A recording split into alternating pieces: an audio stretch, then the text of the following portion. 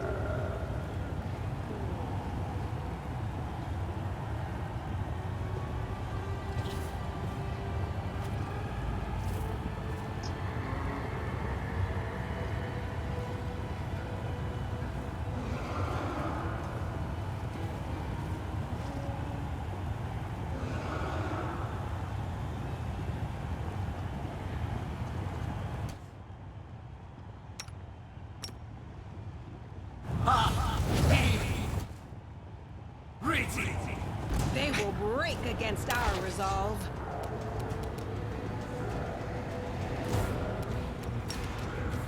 I got this.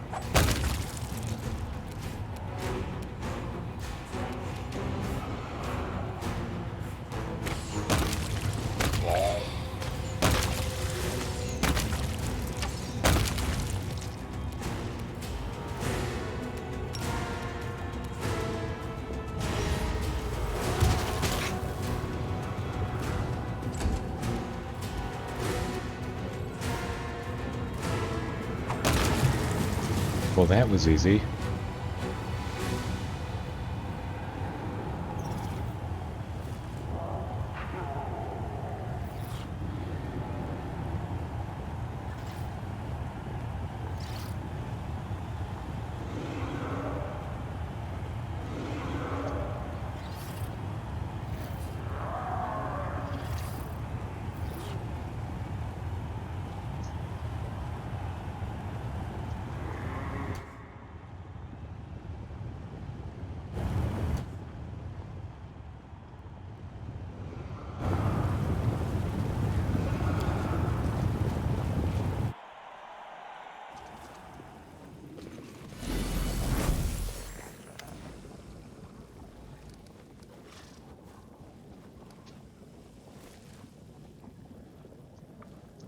Is this your idea of a joke? Were you trying to humiliate me? Why did you put me up against such a ridiculous opponent?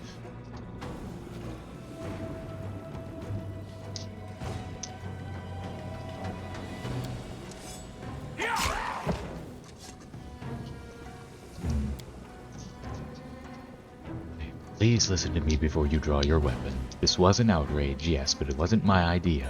This was done on Hermangaleth's orders. He came up with the brilliant idea to match you up against a method. He thought the crowd would find it funny. I couldn't stop him, but I assure you this will never happen again. Here, this is for you. From now on, you can freely use the transportation arch that is located near the Battle Bliss. This is one of the privileges afforded to the arena's gladiators. I demand a proper fight. And I promise that I will arrange a proper fight for you, but first I need you to do me a favor. I'll arrange a match for you against the Flayer twins. However, they were supposed to fight someone else, so I'll have to find them a replacement. Unfortunately, we don't have enough decent fighters left in the arena. I would be very grateful if you could procure a new batch of gladiators for me.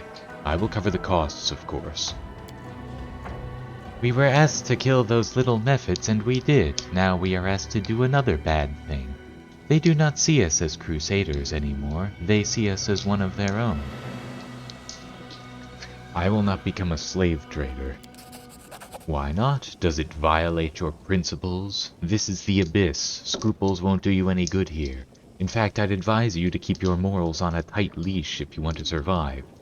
But fine, Lamashtu, take them. I'll try to make sure your fight with the Flayer twins takes place as soon as possible. I don't like being called the Mephit Slayer. I want to change my title. There is nothing I can do about that, I'm afraid. The crowd loves it, and that is all that matters to Ermangaleth. You'll remain the Mephit Slayer for as long as the audience finds it amusing. Ready to enter the arena. As you wish, it will be a difficult fight.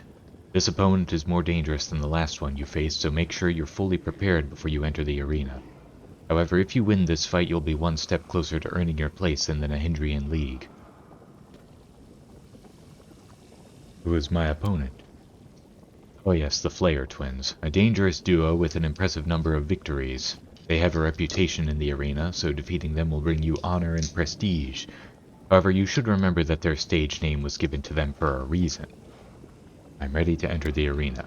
I wish you good luck. If you die, greet death with a sweet kiss. Better still, slay all your opponents from life. That's the same thing as before.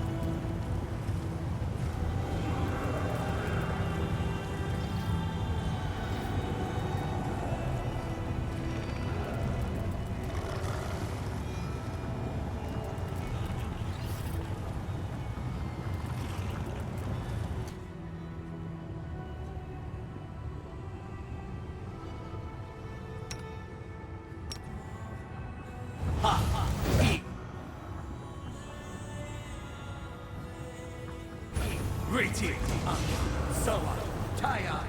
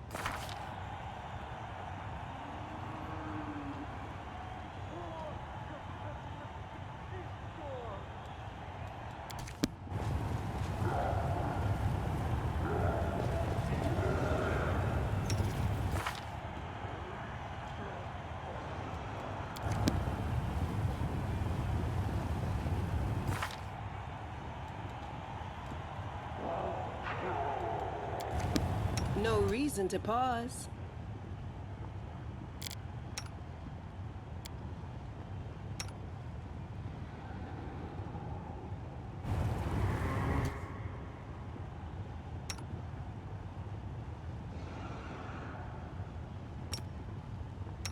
Magritium Turinos!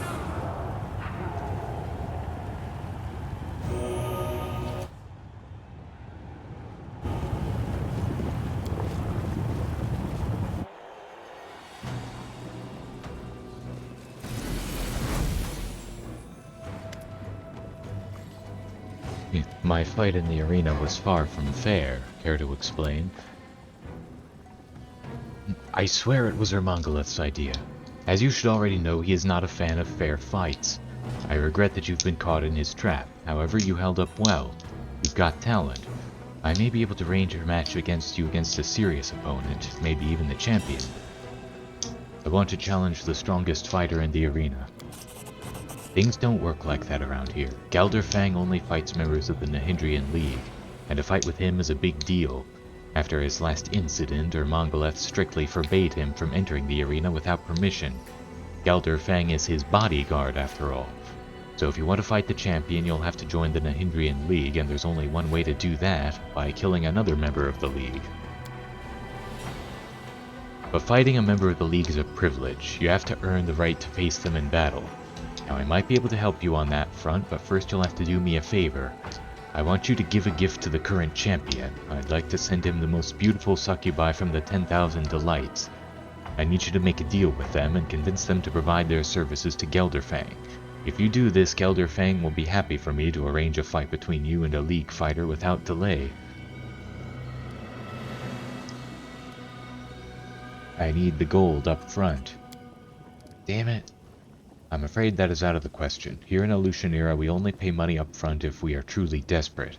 I don't think our current situation is dire enough to justify such extreme measures. Where can I find these succubi? There's a brothel in the middle city called the 10,000 Delights. It's run by succubi and is located near the border of the upper city. It's a magnificent palace of pleasures, however you should be careful. Once you're in there, you'll want to keep track of your coin purses, and the time. I've known demons who stopped in at the brothel for a quick rendezvous and didn't come back out until years later. I'll arrange the deal and you'll arrange the fight for me. Let's hope your efforts will be successful.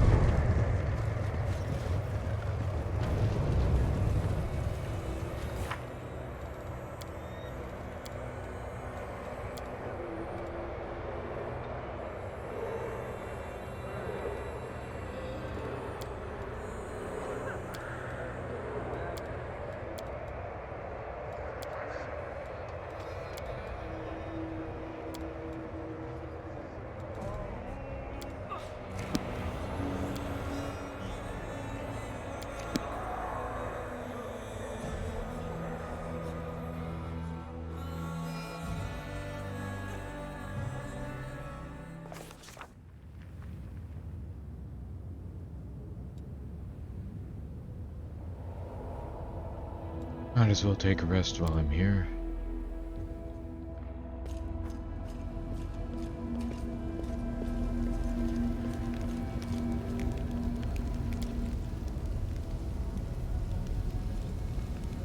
Anti-magpie baked a bad pie. Dropped it flat, made the sky cry. Dropped the second, made the rivers dry. Dropped the third, now we all die.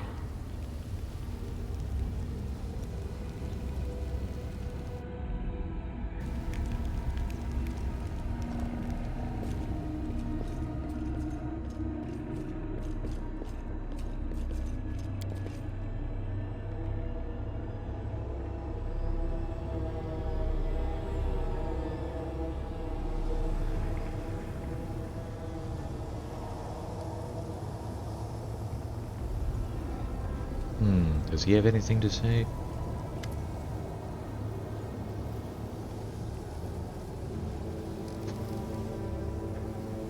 How well known am I among the denizens of Illusionera? No one in Illusionera knows your name. Yet. Tell me honestly, what do you think of the one you call the champion of Galarian? I would be lying if I told you that I don't observe you with some trepidation. Sometimes I wonder what will happen if you falter. For power and responsibility represent the most difficult trial of all, and many righteous souls have failed to pass it.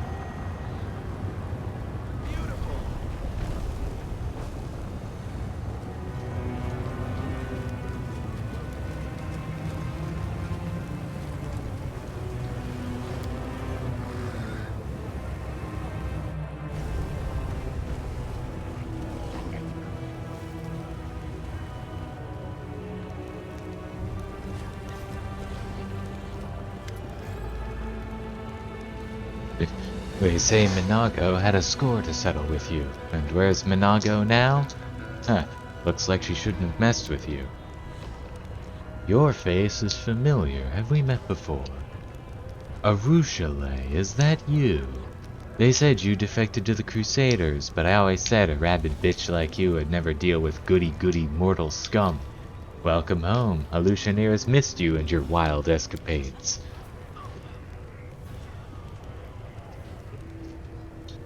I want to go through. No can do, this quarter is where decent people live. When they want to dismember someone they can go down to the lower city. We're standing here so they won't be bothered by riffraff that wants to dismember them. Believe me, you don't want to go there. The slave traders have magic collars that fasten themselves around the necks of chancers such as yourself and drag them straight to the cages.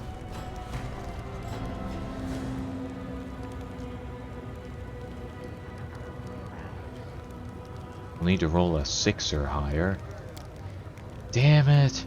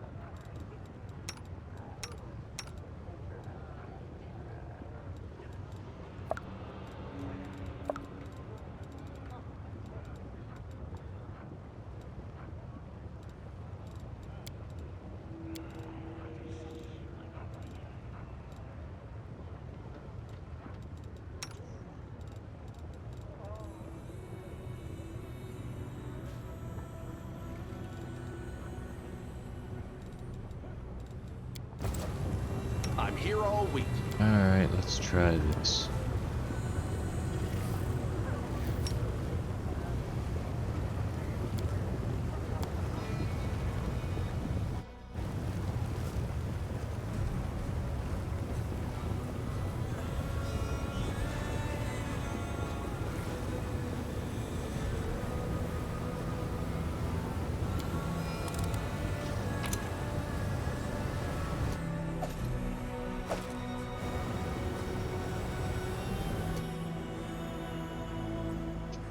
This cloak grants its wearer a +10 competence bonus on use magic device skill checks. It also increases the effective caster level by 4 when using scrolls.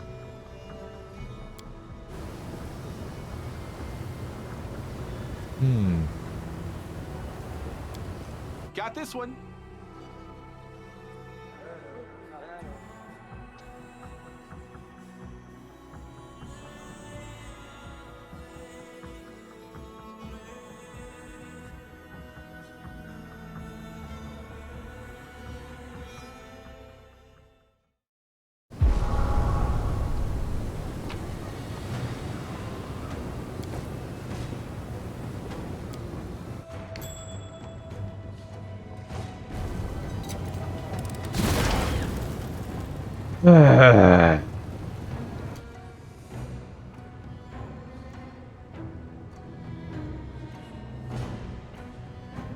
God damn it.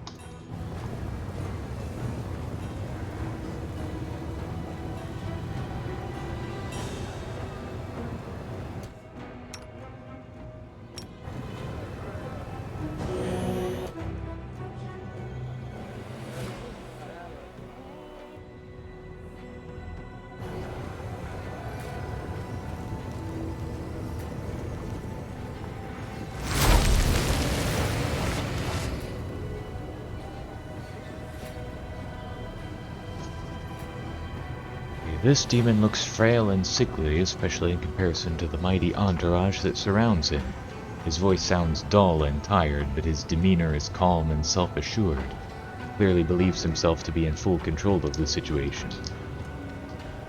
Mortal with mythic abilities. How fortunate that you have made your way to the Abyss. Moreover, you have come to a Lucianera, which makes things even more convenient for me. Yes, what a stroke of luck. You see, I need you to be my test subject. Who are you? I am Mutasafin. I am, at present, Hepzamira's most trusted alchemist. I am on an urgent mission for her. Perhaps you can even guess what it is. Xanther Vang was working on something similar in your world wound. Of course, it was a mistake to entrust such work to someone who wasn't a demon. He did not fully appreciate the honor he had been given. No wonder his enhanced demons couldn't protect him. But it does not matter. I am superior to him in all respects, and so I keep better pets.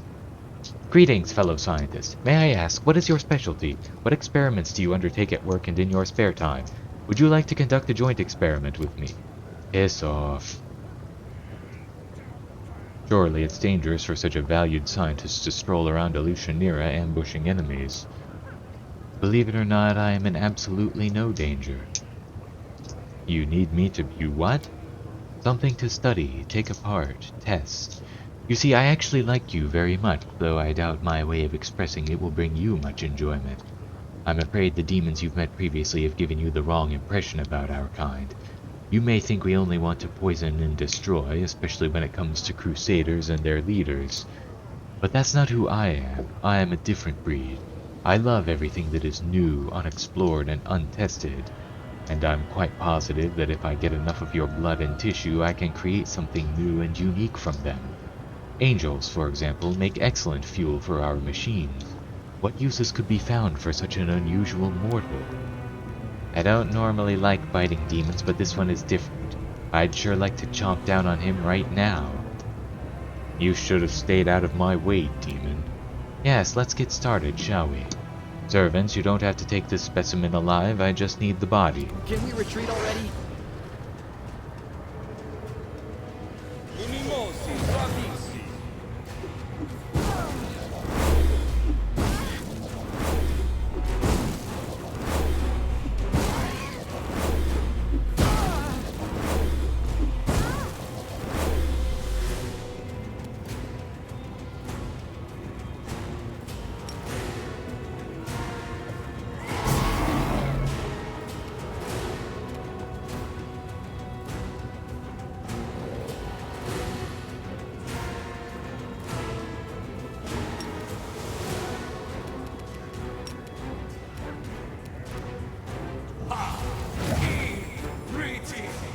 Are you still here?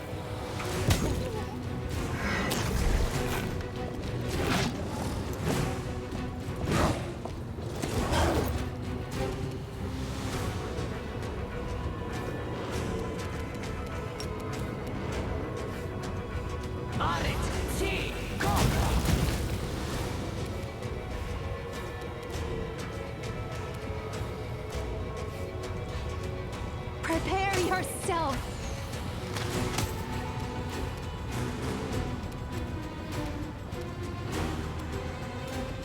Into the fray!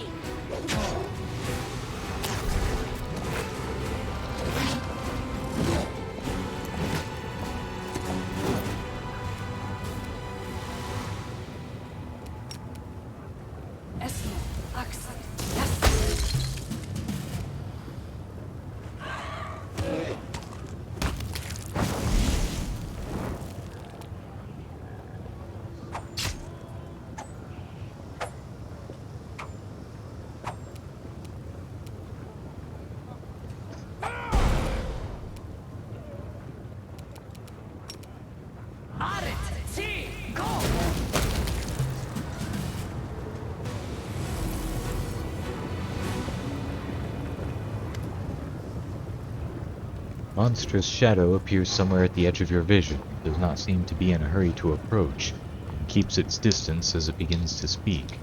The shadow's voice is very strange, it is constantly shifting. One moment it sounds young and melodious, and the next it rasps and rattles with age.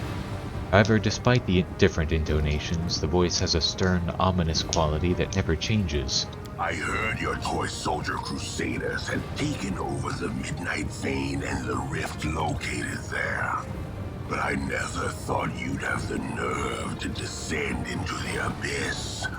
I assumed you'd block the underground passages, put guards out by the rubble, and sit there, shaking, waiting for someone to attack you again.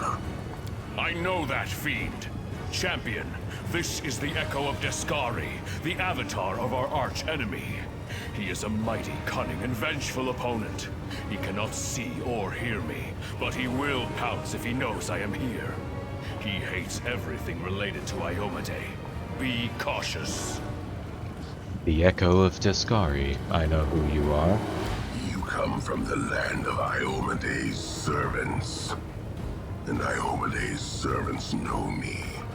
For I have killed many of them. What do you want from me? It may surprise you, but nothing. You overestimate your importance, mortal. You probably think your victories in Dresden and the Midnight Vein have dealt us a fatal blow, don't you? But my lord's hordes are endless, and there are other rifts in the wound that will serve our purpose when the hour comes. So no, I did not come here for you, mortal. So after being defeated in Canabras, Dresden, and the Midnight Vein, you no longer think those places are significant.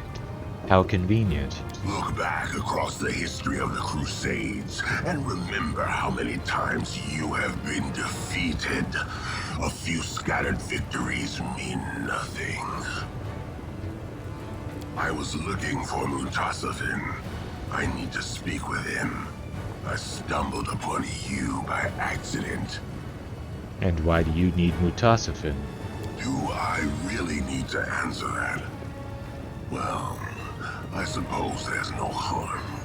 Mutasafin is clever enough to work with Nahindrian crystals, and he is a demon. We can finally stop using former mortals like Xanther and Arilu as servants. I had a task for him. It's unfortunate that you interfered with my plans, but that's all right. They will soon come to pass anyway. The paths of evil can be a strange labyrinth. They are not always rational or straightforward. The Echo of Descari himself could have been considered mortal. After all, the Demon Lord molded him from the souls of many mortal followers. Yet despite his origins, he still despises Xanther and Arilu. What a shame. The demon you were looking for ran away from me in a panic. I doubt Mutasafin even knows how to panic. You did not pose a real threat. He cannot be killed through conventional methods. He left because there was nothing else for him to do here. Also, I'm sure he was in a hurry to explain to Hepzimira why he wasted a few demons on such a stupid escapade. She will not be happy about that. Oh no, she most certainly will not. You don't want to fight, then you can go your way and I'll go mine. Begone, and hope we do not meet again. You will still perish in the abyss, but death by my hand will be far, far more painful than any other possible demise you might suffer here.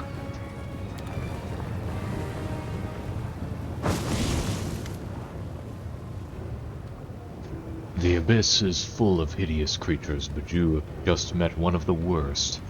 The Echo of Discari is an old enemy of mine. He is both vile and cunning. I wish I could comprehend his dark machinations, but I do not understand why he has revealed himself to us in this way. It seems unlikely that he would come here just to gloat.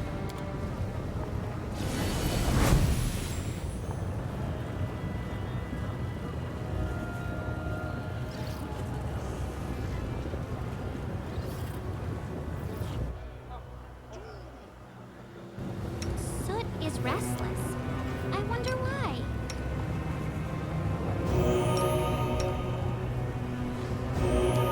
A bright future awaits us.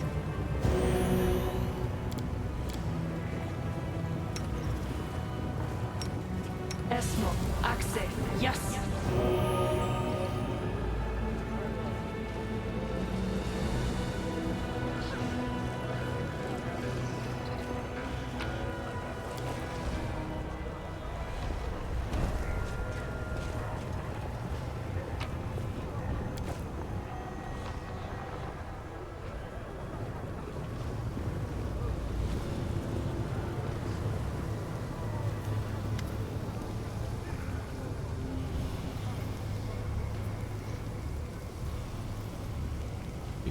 Reynard, I found you at long last.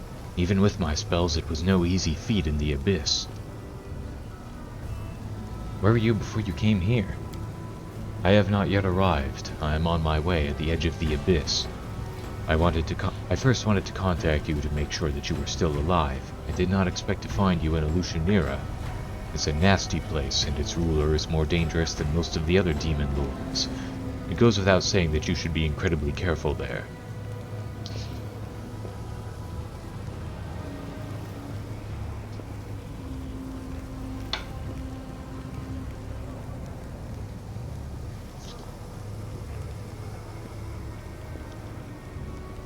Why were you looking for me? I bring you the latest news from Galarian. You will surely want to hear it. And I was sincerely worried about you. The Abyss is a dangerous place. It's far too easy to disappear there. How wonderful it is to see I am not alone, and that some of your allies from other planes are willing to rush to your aid. So I see. What now? I will soon arrive and meet you in person. Forgive me, but I do not wish to appear within the walls of Alushanira. I will go to the place of the former rift in the Midnight Fane, and I will wait for you there. When we meet, we can speak and exchange news. Good luck, my thoughts are with you.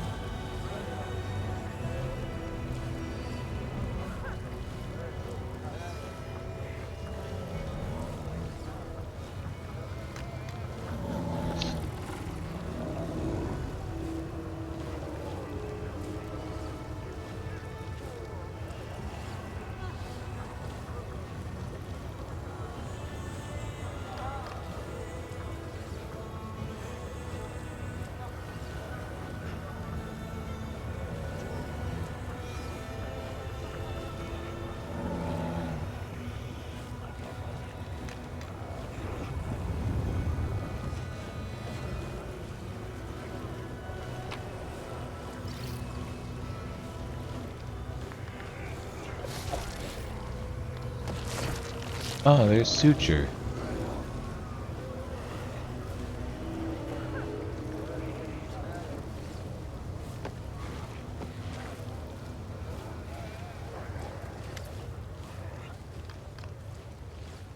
A demon who looks like a ball of lumpy, melting flesh hovers in the air. He clenches a whip in his hand. The demon emanates an aura of confidence and authority. He snorts sternly at a skinny tiefling standing nearby, whose eyes are skillfully sewn shut with black silk threads studded with diamond chips. The demon mutters something incomprehensible to you.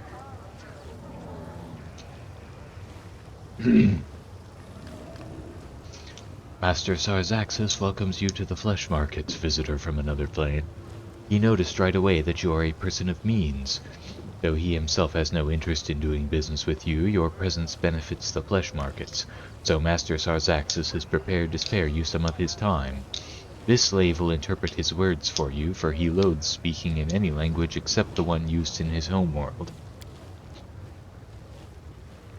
The Suture's hideous face is marked with desperation. Overcoming his pride, he reaches out to you with his gnarled hand, beseeching your help with this humiliating gesture.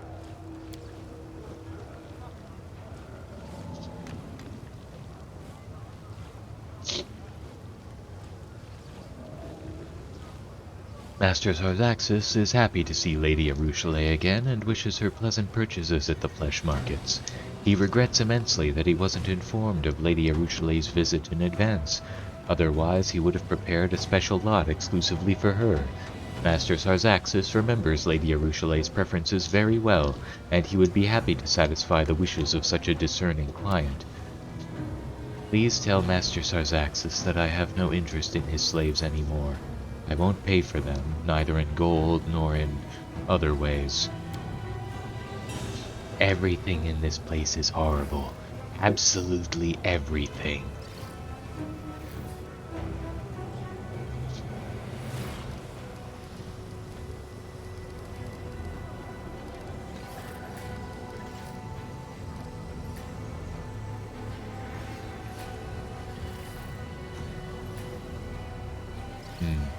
I'd like to see your slaves. I'm afraid Master Sarzaxis must reject your offer. All his slaves were caught to satisfy personal requests by the most esteemed upper city residents. Master Sarzaxis is the most influential of the slavers, and he can't afford to waste his time on something as pointless as negotiating with a stranger. Well, what about that one?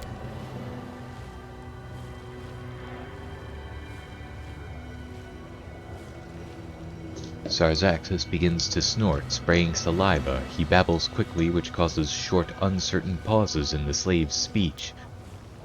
This stretch, like the other demons in this shipment, is set aside for Lady Hepzimira. Without a doubt, this lazy waste of flesh caught today in the lower city will never prove to be a useful worker, but he still belongs to his new mistress. He is a very influential person. Therefore, trying to deceive her would be disrespectful and dangerous, and Master Sarzaxis would never commit such a foolish act. He resents your suggestion that he is capable of doing anything of the kind. Master Sarzaxis is insulted and outraged. There are not many vices that can surpass the greed of demons, but pride is one of them. Imagine what tremendous power it has when the two are combined. As disgusting as it is for me to give this advice, listen to me.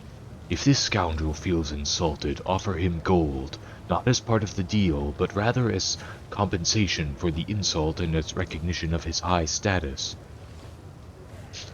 Perhaps gold can compensate for the insult I've inflicted. Master Sarzaxis finds your idea very reasonable. He kindly agrees to accept the sum of 30,000 gold coins to atone for the insult you've inflicted. Taking into account your unfamiliarity with local customs, Master Sarzaxis will not demand your hand or eye in recompense. For his part, Master Sarzaxis considers it undesirable to keep this stretch in stock, for he was the cause of your disagreement. As a gesture of reconciliation, he would like to immediately release him and drive him out so that this unpleasant incident might be considered settled and forgotten. Let's leave all grievances and misunderstandings behind. Master Sarzaxis congratulates you on a successful purchase.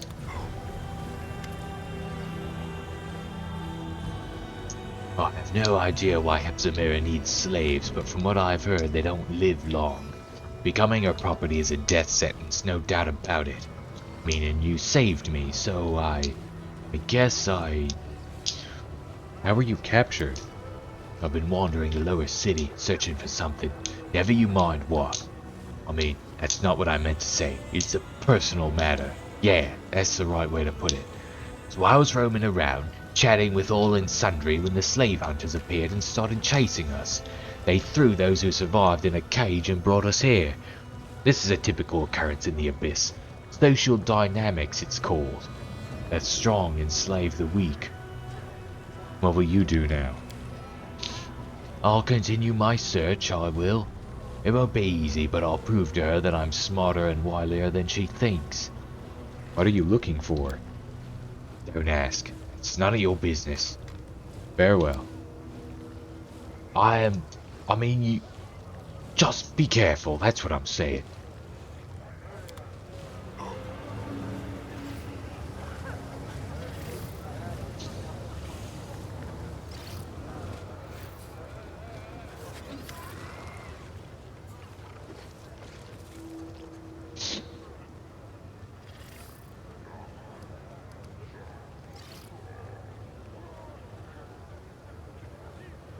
Greetings, I am Count Christoph Rolano. I have the honor of serving as a venture captain of the Pathfinder Society, heading the branch of the society in Alushanira and its adjacent territories. If you need the services of Pathfinders, I can be of assistance. Tell me about yourself. I am a noble, a good Asmodean, and a Pathfinder, who earned the honor of being sent with the most unwanted task to the most repulsive point in the world, and ready to provide you with a few good fighters. What else are you interested in? Who are you? Christoph Rolano of Long March, a hereditary Count of Cheliax and venture captain of the Pathfinder Society, at your service. The Pathfinder Society has long planned to open a branch in the Abyss. For obvious reasons, such an appointment didn't make anyone especially happy. However, as people of honor, we Pathfinders of my lodge couldn't let squeamishness stand in the way of duty. All of us volunteered for this mission, and then the Decemvirate chose me as the most suitable candidate. Why were you sent to the Abyss? To buy slaves, of course. Or rather, redeem slaves. The Pathfinder Society sent me to provide help to dwellers of Golarion who have been enslaved by demons. Every day I go to the slave market with a bag of gold, and I return to our shelter with a crowd of poor folks whose freedom I manage to buy. Unfortunately, there are always too many slaves and too little gold. We send the ones we slave to Golarion.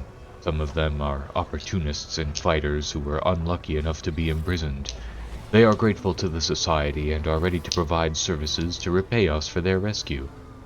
When people who are looking for mercenaries contact me, my charges go to serve them, and the payment for their services fills our coffers for continued redemption of slaves. What you do is merciful. I personally think that an enemy has to be fought against, not traded with. But the management of the Pathfinder Society did not heed my advice. What's it like living in the Abyss? Abominable. The Abyss is a savage place, where everything that can be designed in a wrong way is.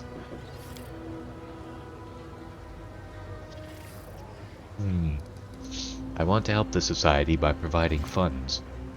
The Society has fixed charity rates, preventing corruption. I personally find this practice very wise. A donation for the prisoners of the Abyss is 50,000 gold coins. The price is high, but if it will give freedom to the unfortunate, so be it. Base profit is not worth more than a life. Handle this gold wisely. The Pathfinder Society is grateful for your help, Commander. The unfortunate folk enslaved by demons will glorify your name throughout the Abyss. Have a good day, Commander.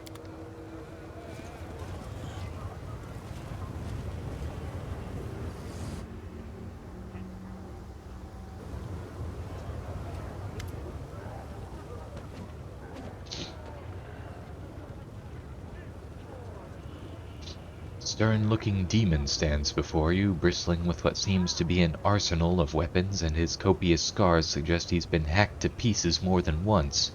His face is hidden under a grotesque obsidian mask attached to his flesh by thin straps ending in hooks.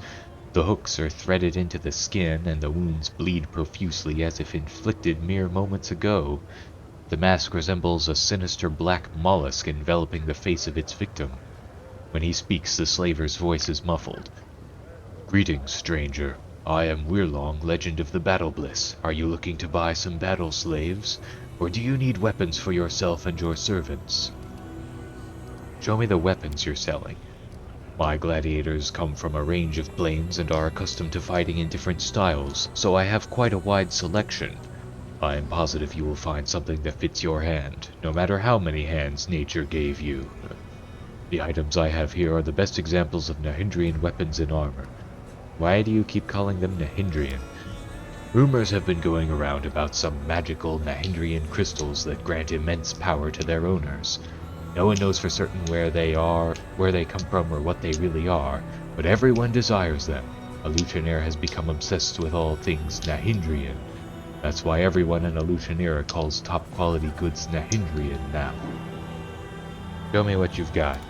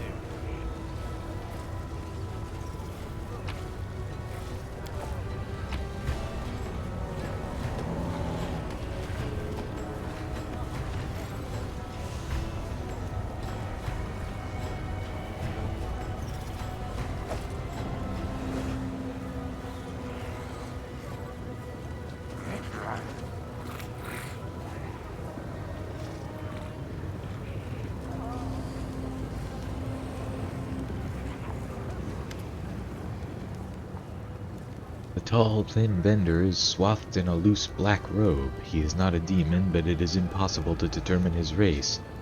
His expressionless and hairless face is covered in tattoos and looks as if it's made of wax. His eyes are motionless.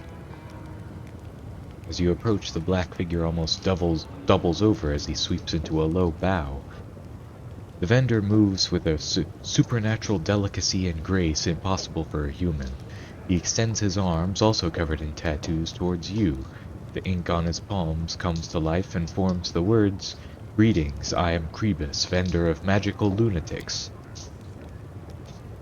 I can sense shadows, evil shadows that once served their old master, Variavaxis, whom I fought valiantly but had not the strength to defeat. Beware this one, champion, for he is linked to powers both formidable and cunning." Something inside you awakens and casts a fiery glance at the slaver. You can see the darkness curling under the thin layer of his skin, or rather a shadow resembling darkness, a demon woven of shadows.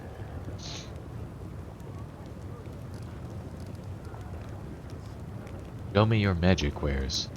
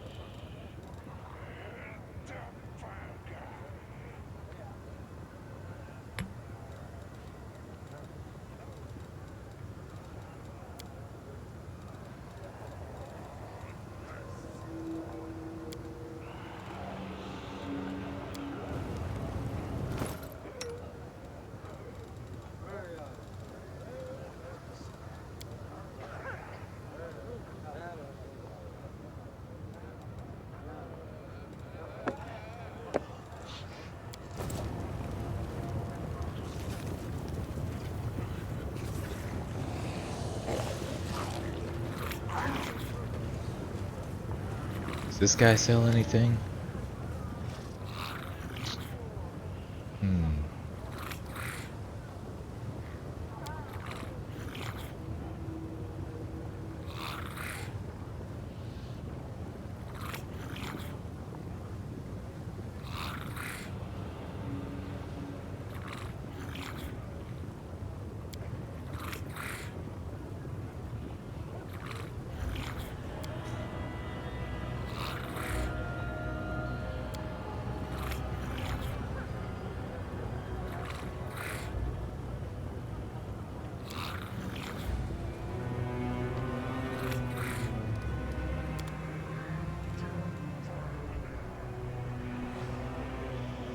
This robe grants its wearer a +10 competence bonus on knowledge arcana checks. It also increases the DC of spells from the witch spell list and hexes by 1. So that was specifically made for Ember. Okay.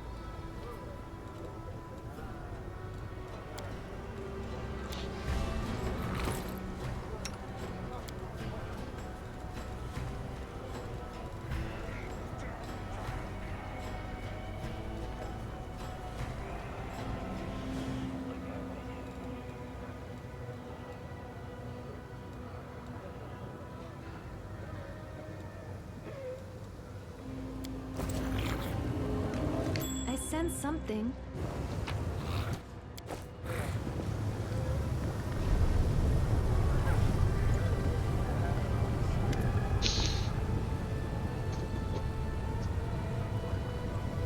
If you want to get these sweet Azamars for the 10,000 delights, cough up 50,000. Just look at how delicious they are. These girls haven't yet been whipped. Your clients will be clamoring for them, and after they become too worn out, they'll make a magnificent stew. I'll give you 30 if you stop talking rubbish, junk. Or keep going, and you can steer clear of my palace of delights. You can pleasure yourself on your own, you fat chunk of rotten meat. Do you want to get on Javaro's bad side? Do you really want that?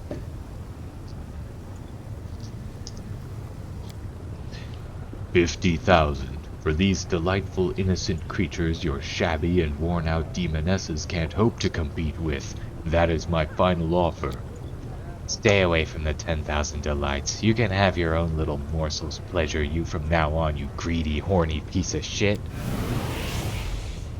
Allow me to present my living wares, the finest household slaves to serve you and entertain your body and spirit, and they can satiate even the most exquisite cravings. Tell me what you have for sale. No, not the slaves.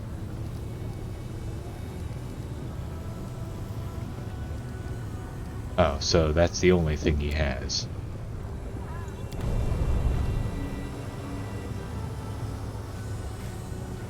Who's this?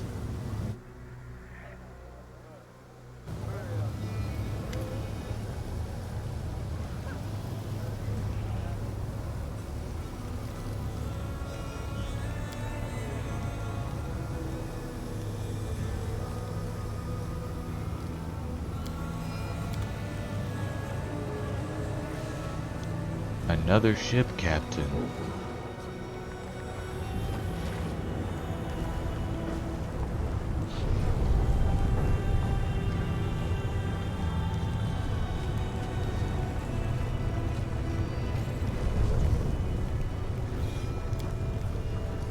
It went splendidly.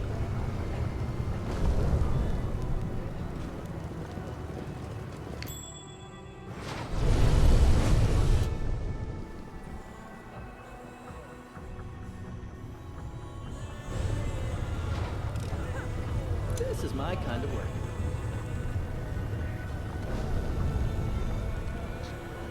Whoops. Rely on me. Does lay on hands remove curses? Mercy, sickened, diseased, staggered. No, I guess not.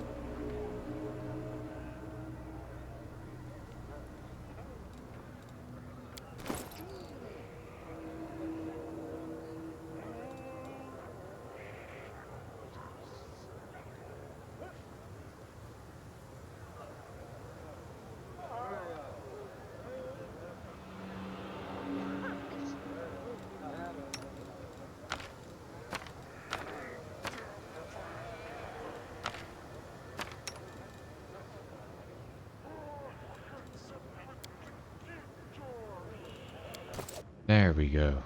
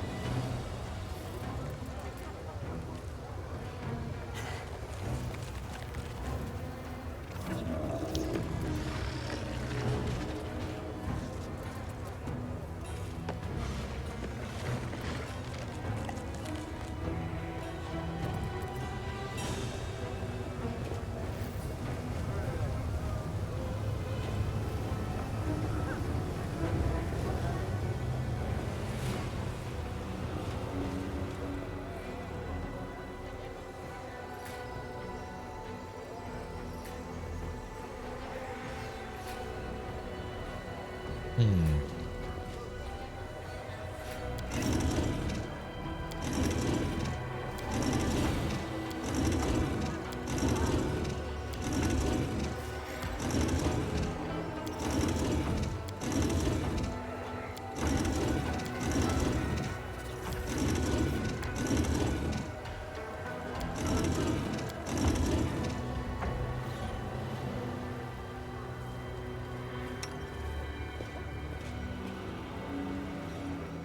I think this will work.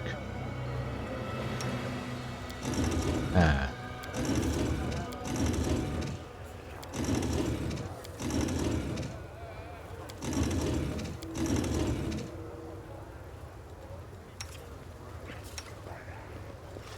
What's going on here?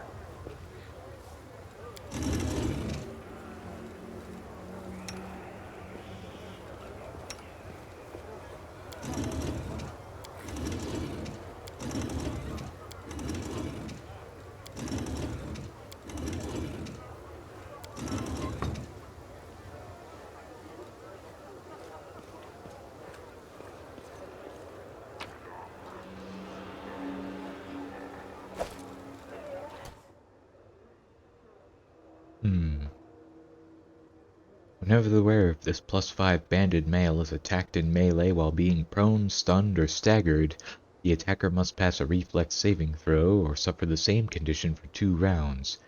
In addition, this armor grants its wearer immunity to fire and acid.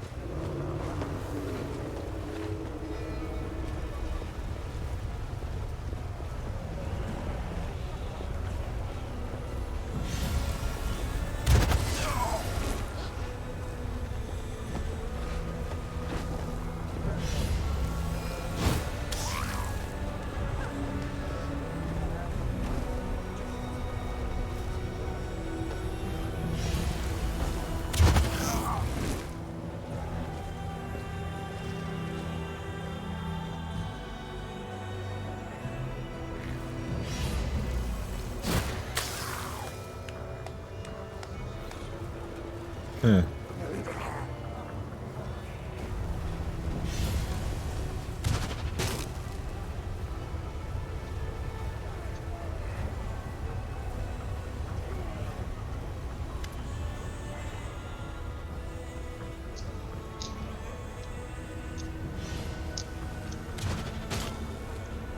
A thin Azamar, good breeding apparent in every line of his aristocratic face, addresses you. Greetings and welcome to this dismal place. My name is Latberg and I ask for your help. I beg you, show mercy, not toward me but towards these young and innocent maidens. They are my wards and they were unfortunate enough to be abducted by demons. Theron Ray herself bestowed a revelation upon me which prompted me to settle here and aid my brethren doomed to a dark and cruel fate. But my strength is all but gone, I swear it. I need assistance now more than ever.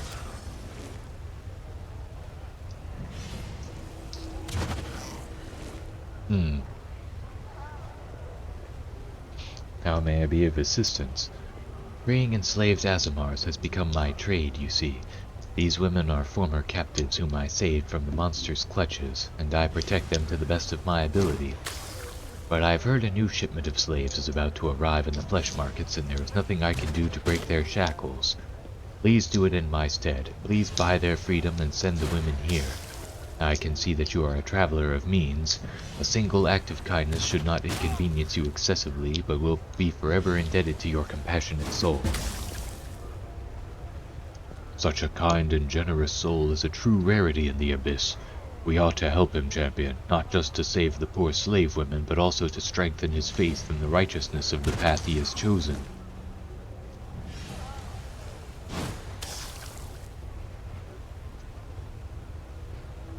How did the Azamar women end up in the Abyss? The Abyss hungers for new slaves, so it sends countless raiding parties to other planes to stave off its cravings. These poor young women were captured on Galarian. I've never seen anything viler than those ruthless thrall hunters, prowling in search of defenseless victims, sniffing out the weak to enslave, clamping collars around their necks. Where can I find these captives? As far as I know, the thrall hunters were hired by a slave trader named Dunk, a hideous demon utterly lacking in morals. I'm sure you'll find him at the flesh markets gleefully counting the coins from selling his chattel. Why don't you buy their freedom yourself? Alas, I simply cannot afford such an expense. My meager income is spent on buying the freedom of these poor souls. When demons see an Azamar customer, they raise the price and conspire to keep me from purchasing anyone. In their eyes, the glee of thwarting me is worth the lost profits. Why did they bring these Azamar women to the Abyss? It pains me to say this, but I can think of only two options, and both are equally terrible. Perhaps they will be sold to the 10,000 Delights, a filthy whorehouse where corrupt souls indulge in the most immoral and vulgar of pleasures. The other option is even worse. I've heard Shamira, the mistress of Illusionera, is a former celestial from the upper planes who once served the Everlight. This partly explains Shamira's irrational hatred of Azamars. They say she buys my kinsfolk and takes them to her harem of ardent dreams, where she tortures them without mercy. Then she dines on their flesh. A monster. I see. I'm placing my trust in you. The lives of these unfortunate young women are in your hands.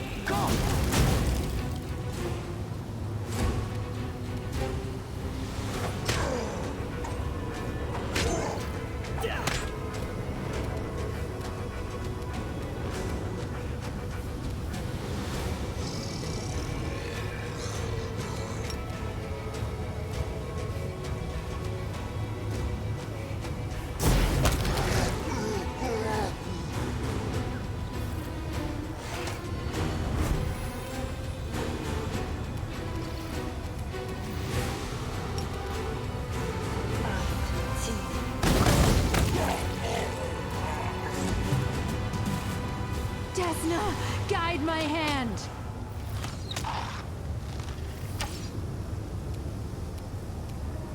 The Inheritor, guide my blade! Now what?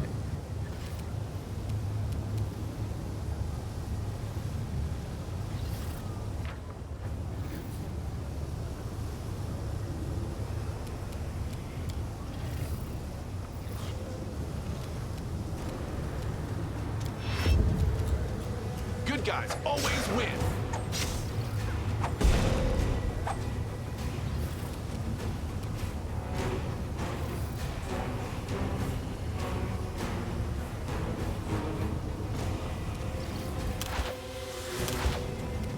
No glory What the without hell? risk. Well, I guess that works.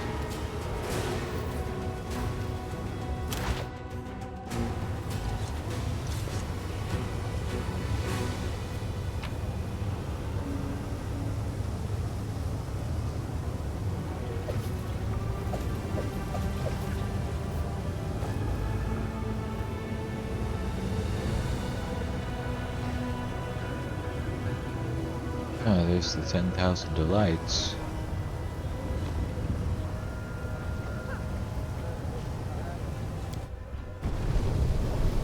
What's over here then?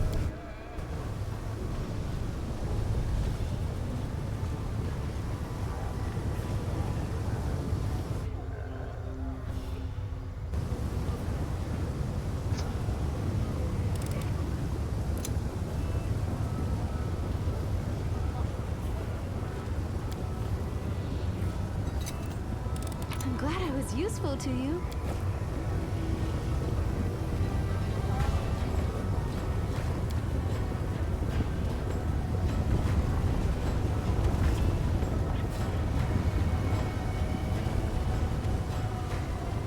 There wasn't much here.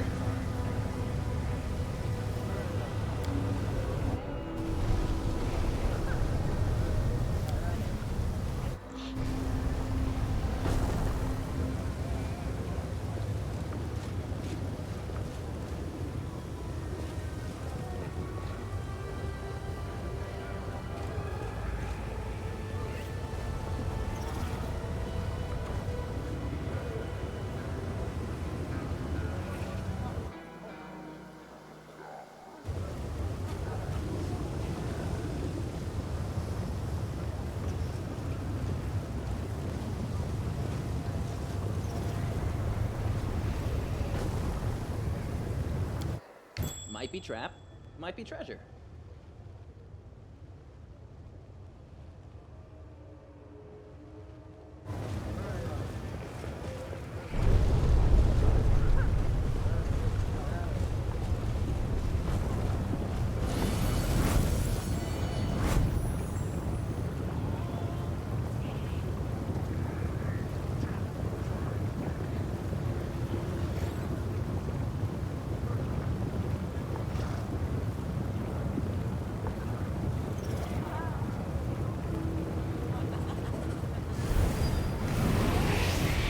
What the fuck? We got a problem. The dragon's been swiped. Little Ivu, she's been kidnapped. We need to do something as soon as possible. Sweet Ivu shouldn't be left on her own, especially not here in the Abyss. The Abyss is fraught with danger, but why do the brightest souls fall prey first? We must find the Dragon Link. There is no other option. Reynard, what just happened? I sensed a surge of power, your power. It burns hot like a fever. Could you explain more clearly what you sensed and how? I came here to study your power and deal with its chaotic surges. It was not difficult for me to trace it the moment it manifested. So what happened? Ivu was abducted by demons. The dragon? Ah, now I understand. She is the thread tying you to Elysium, and she is inextricably linked to your power. Will you help us, Master Early Sunset? Of course, dear child. Of course I will help. What an alarming situation. We need to speak as soon as possible. I'll wait for you at the former rift in the Midnight Fane.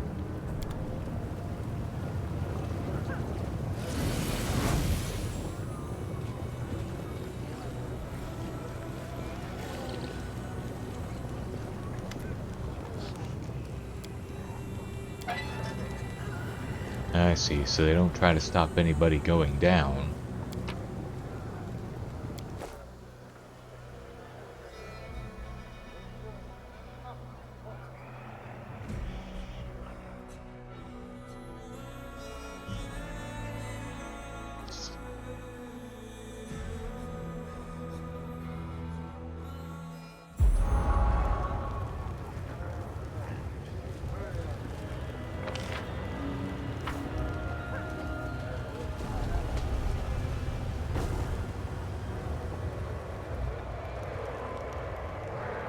think that's the closest gate.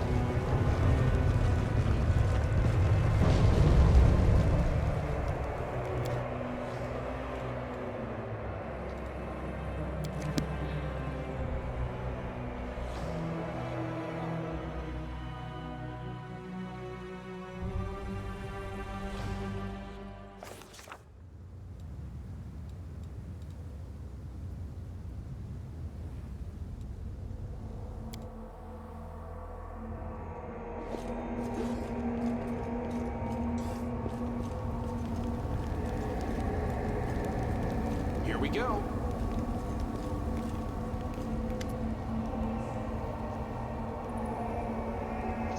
Reynard, finally. I've had time to think everything over, and I know exactly what we need to do to find what's been lost.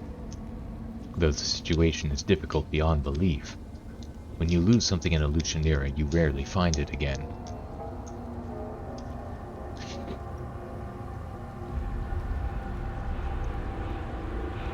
What news do you bring from Galarian?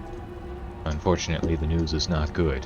In your absence, relations between the official and free Crusaders have worsened. Most of your allies have been banned from Dresden. They have been forced to rely on their own strength alone to fight demons. Queen Galfrey has moved the headquarters for the entire crusade to Dresden, along with part of her court. She has imposed order in the city, or order as she sees it. Many among the Crusaders were saddened by your departure, but others were gladdened by it. They prefer more conservative practices and leaders they can understand. As for the demons, I expected their attacks to intensify, but this has not yet happened. It seems the attack on the Midnight Fane and the interruption of the supply of crystals dampened their fervor. Demonic activity remains strong near the Threshold Fortress and the maiming of Eye's Rift, but it has always been strong there. I did not notice that anything changed with your departure. That's all the news I have. I also bring news of the youngest members of your Free Fellowship. They are training day and night to become true warriors, and they eagerly await your return. They do not believe that the Abyss will devour you. The youth are so full of hope, are they not? Ah, yes, and as a counterpoint to their zeal, not long after your departure, a letter arrived in Dresden from a priestess in Nerosian by the name of Narita, the former tutor of your young crusaders. You may read it and feel the full force of her rebuke.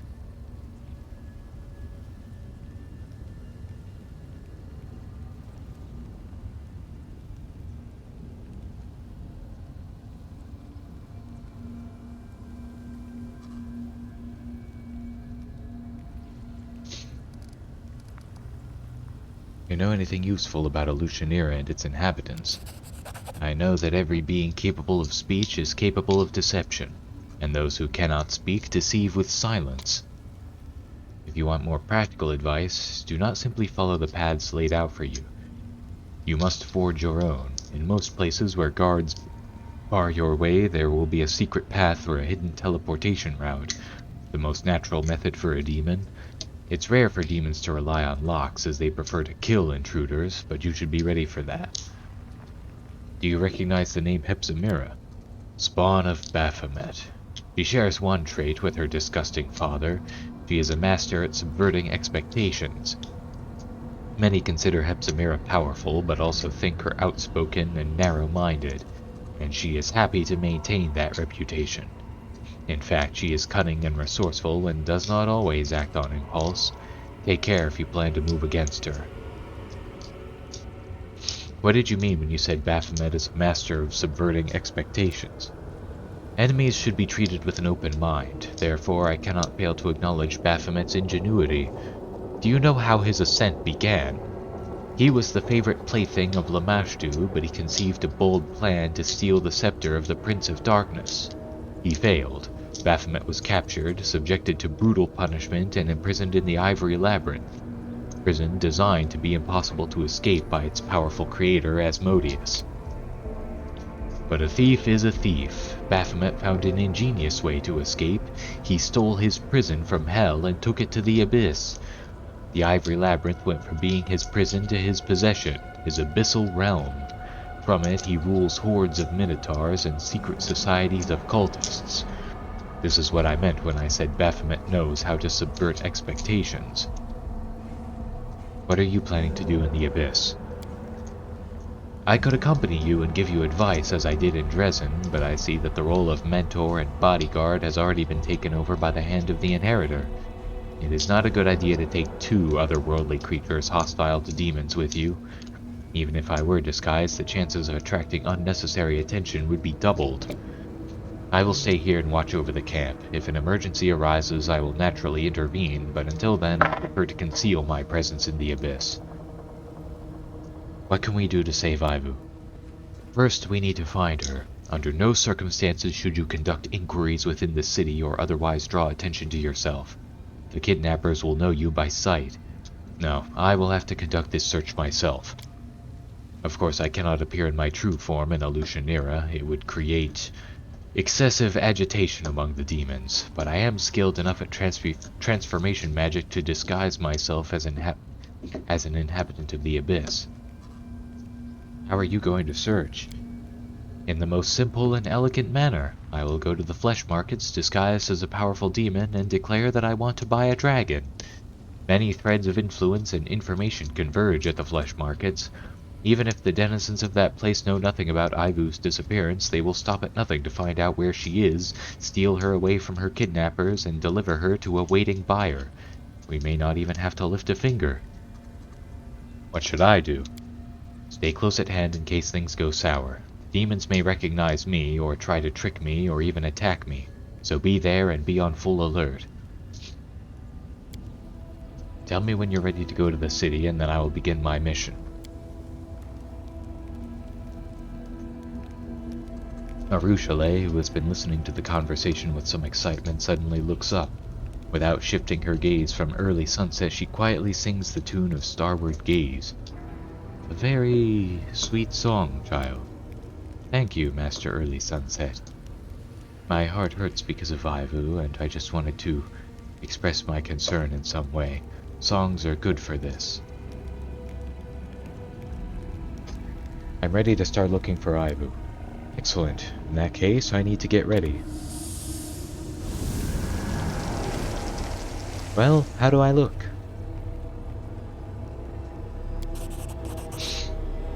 It is obvious that Early Sunset has used some unusual method of disguise or enhanced it with other spells, but it isn't easy to untangle his layers of charms.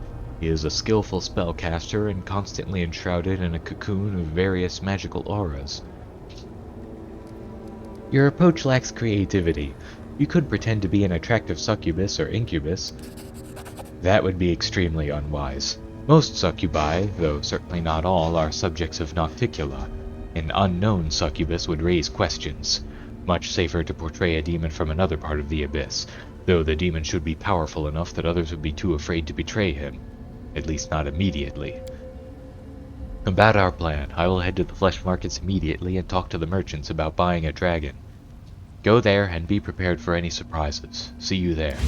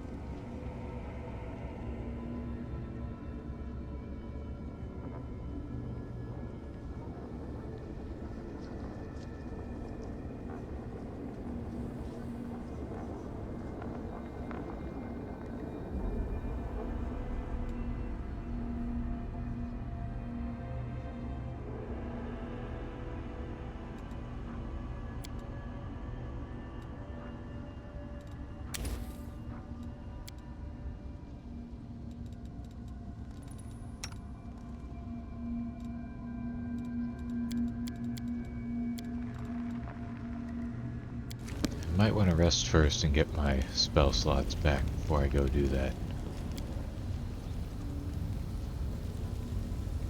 I know you don't trust me, but we're very similar. We're both strangers in this crusade.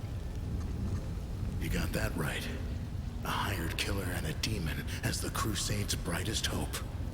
Whatever happened to the days when saving the world was left to righteous heroes?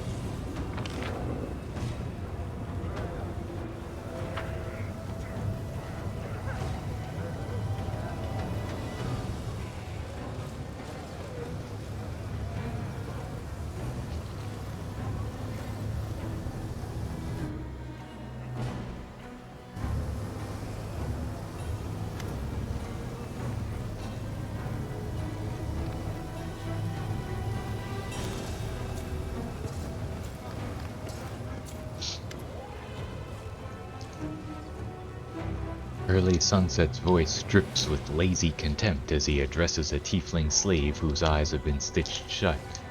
Slave, inform Master Sarzaxis that I have come from afar, and I will not waste time bowing and scraping. I serve one whose name even the mistress of this city utters with trepidation, and I am in search of a dragon slave. Ideally one with a pleasant disposition. It would be more suitable for its intended purpose. Master Sarzaxis expresses his apologies, but he cannot conduct business with strangers. His goods are reserved for the most powerful demons of the upper city.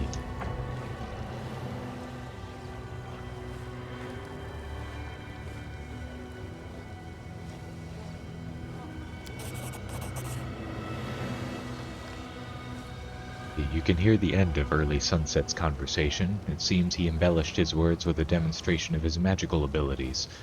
So I'm almost ready to consider that response a sign of disrespect.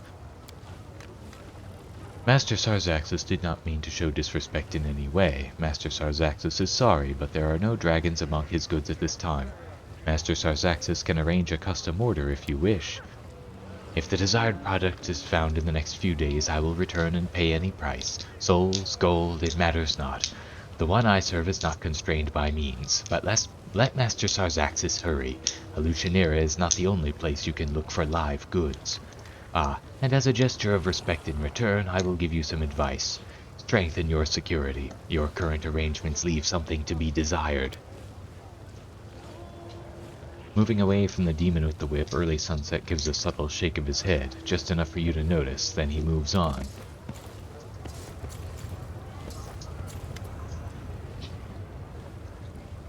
Do you have business with me, handsome? I see in your eyes that you are looking for me, Ramisa Shedskin. I am looking for a dragon slave, a dragon of pleasant disposition. I serve a great master and his wishes are law.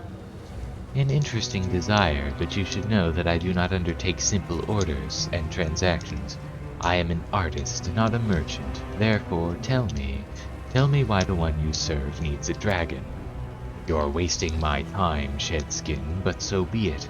Some people eat only intelligent, good creatures. Some of them value dragon meat most highly of all, especially when consumed over time. Dragons are tenacious creatures and can survive a long time, even as their limbs are cut off one by one.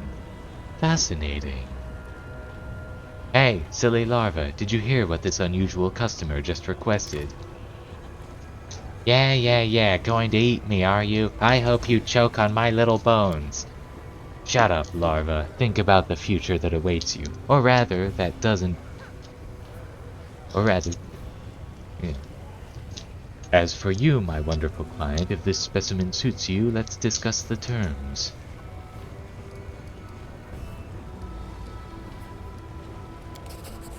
You managed to go unnoticed and overhear some of the conversation between Early Sunset and the Maryland.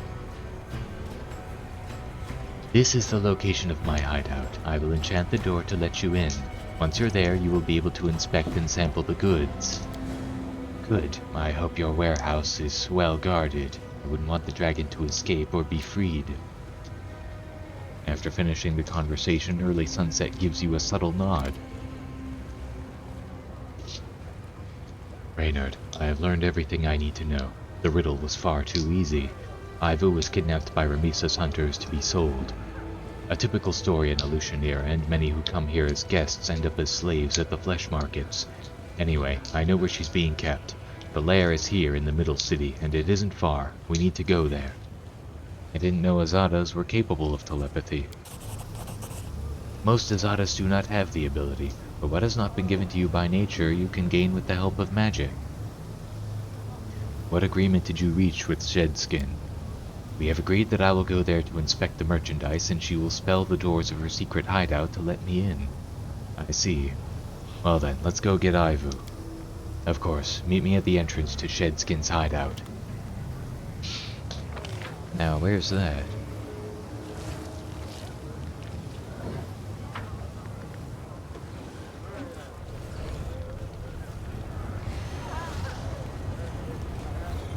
Oh, it's right there. Not much of a hideout if she's doing her business right outside.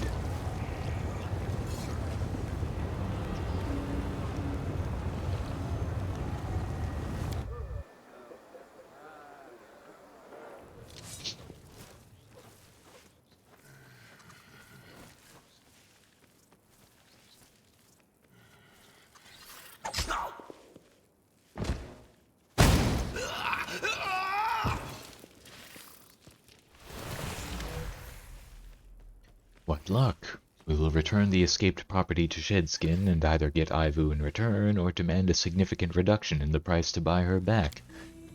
Hey, not so fast! How about letting a poor fox escape? Brother, in the name of all the tales of your esteemed grandmother, please tell your friend to let me go.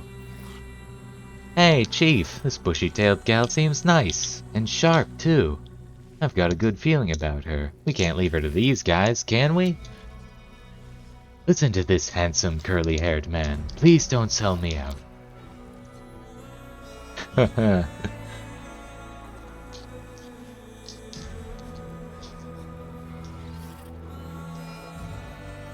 I'm not going to do business with slavers at all. Let's release this fugitive and free Ivu, by force if necessary. I like you. I'm Charming Minx. What's your plan? If I get out, I'll find you and treat you to something that will delight your senses.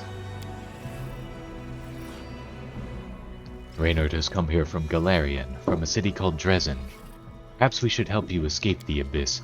No need, I have things to do here. Someone owes me a lot of money. So goodbye, for now at least.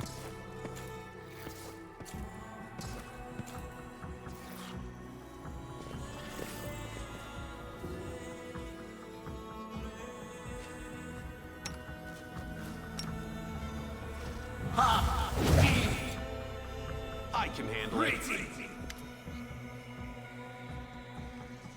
Reynard, you're finally here. I missed you so much. And you, evil demon, didn't believe me when I said my friends would save me. Oh, that reminds me, she set up an ambush. How is it that my handsome buyer turned out to be fake? He brought the owner of this dragon larva to my lair. Should I be surprised? Did I mention that I treat every act of the slave trade as a performance? This is my plan for this scene. The hero thinks he has foiled the villainess's plans and is about to free her pet, but he is ambushed and is instead forced to compromise his principles. So which will it be? Will you try to fight my guards, or will you pay 100,000 gold coins and walk away humiliated? You'll wish you'd never met me.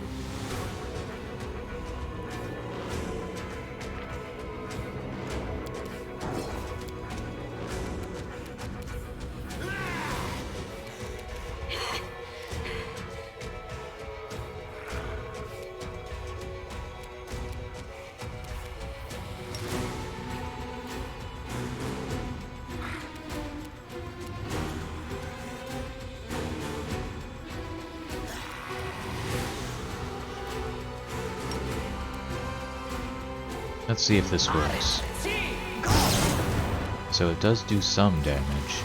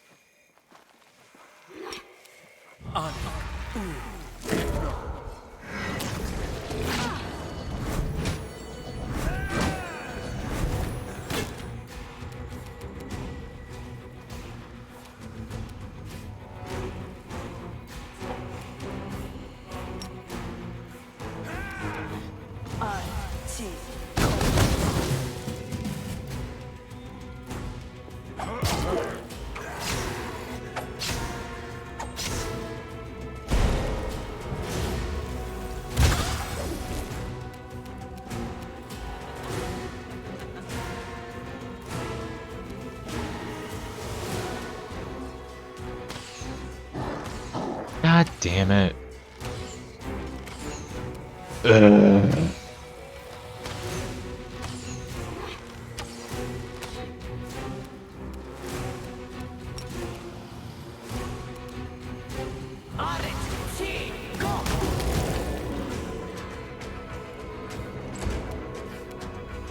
The light. Take you.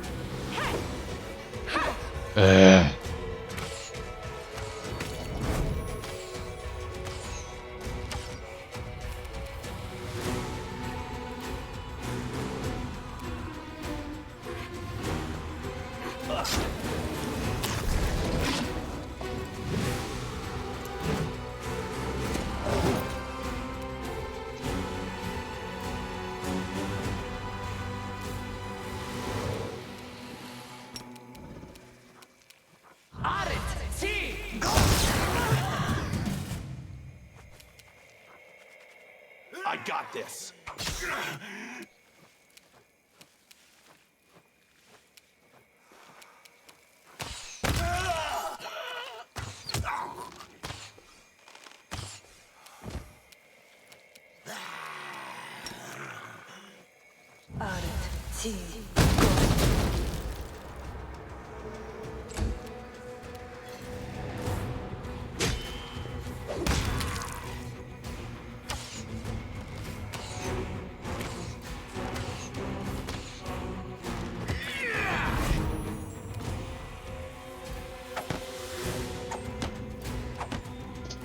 Can't you just die already?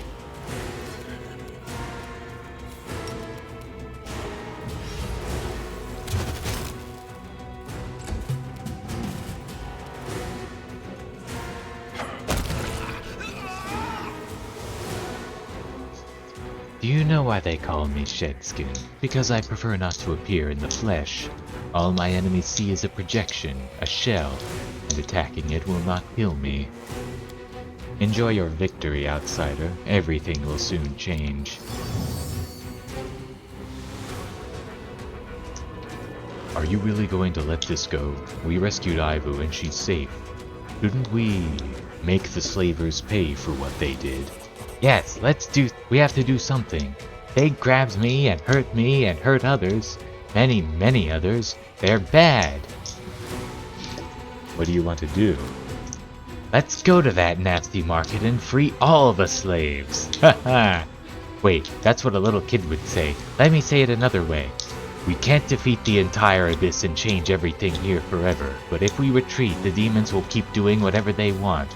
We need to show everyone, including those poor slaves, that there is a way out and that these filthy demons can be defeated. I can only add that our dear Shedskin is not as cunning as she thinks. I tracked down the source of her projection. She is currently at the flesh markets. If you go there now, you may catch her. If we can free the slaves and help even a single person, that's what we're going to do. Good luck. I'll be nearby in case any powerful forces come to the aid of the slavers.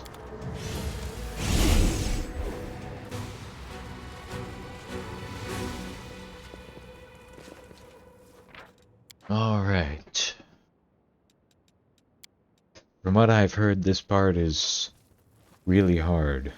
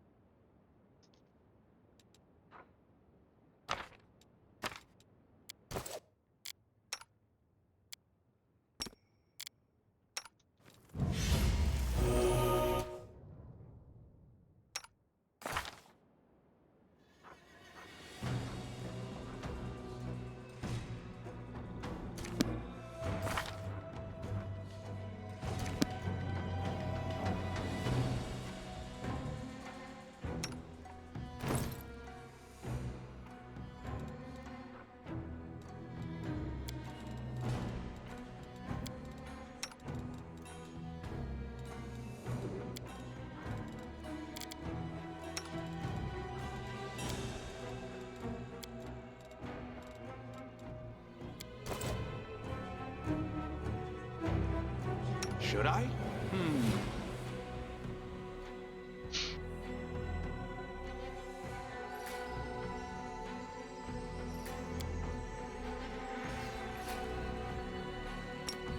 I will help where I can.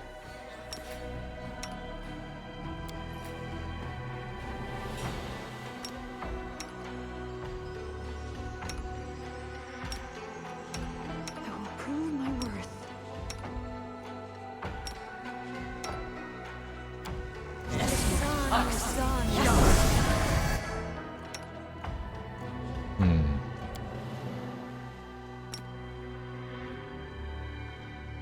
We will win this war.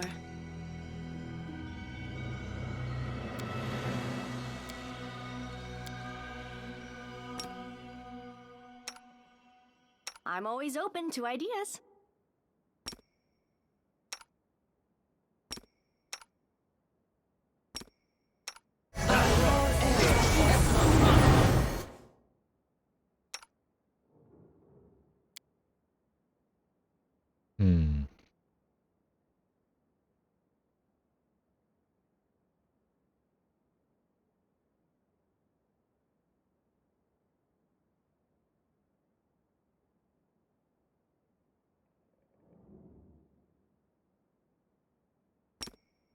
No reason to pause.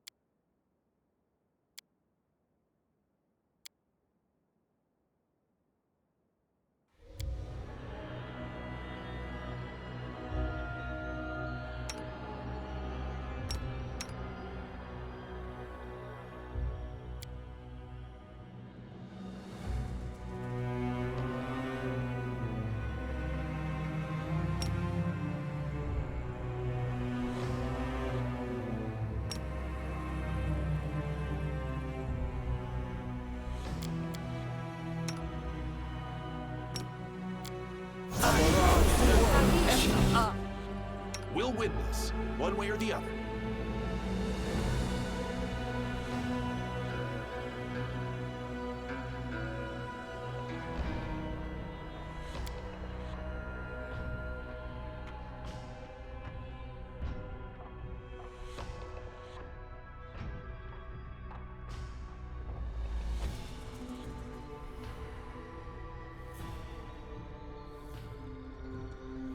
A bright future awaits us.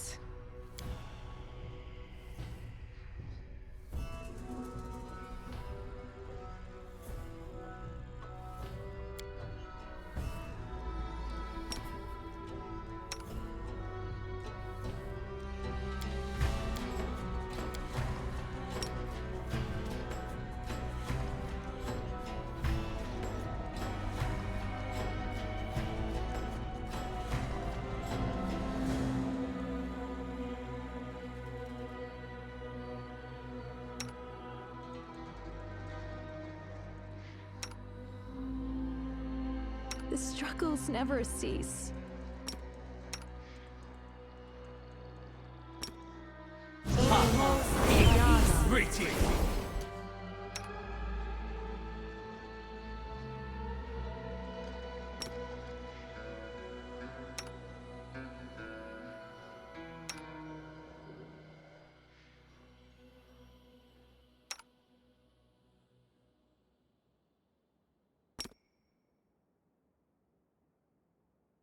Yes?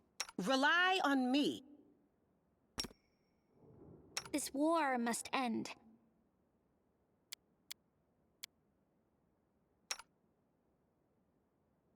Please, allow me.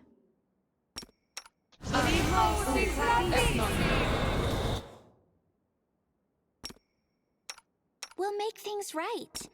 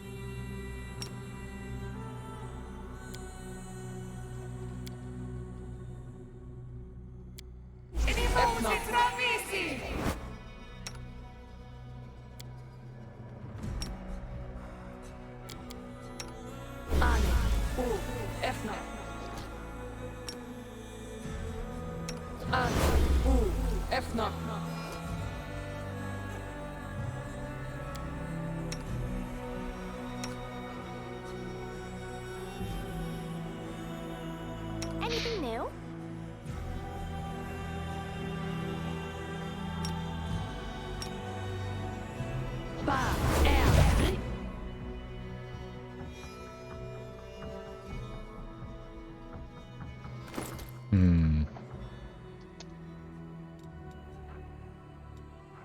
For serious wounds, displacement.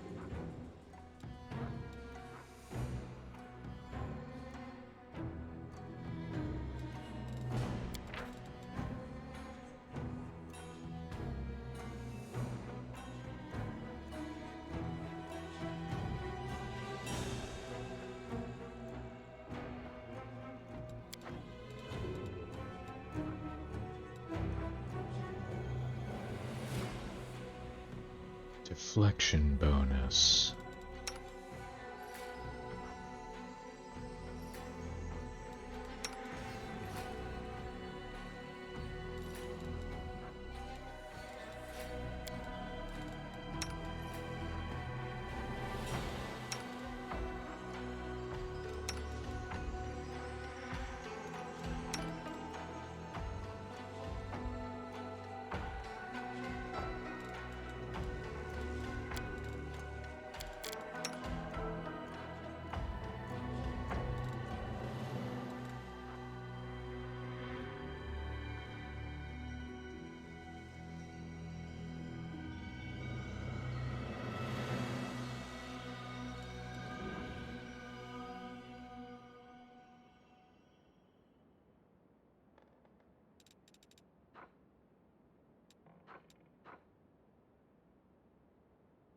+2 enhancement bonus.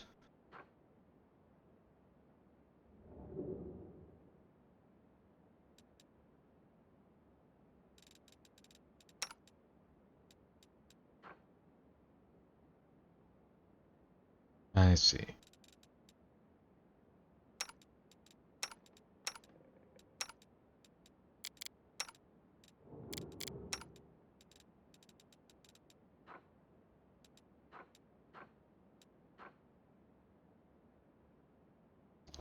The subject's outline appears blurred, shifting and wavering.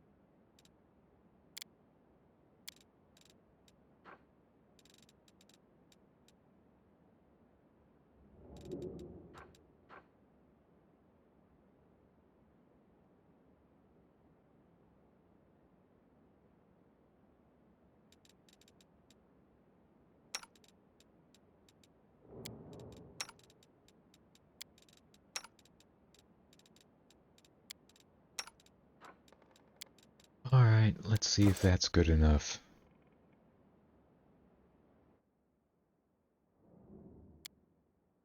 Hey,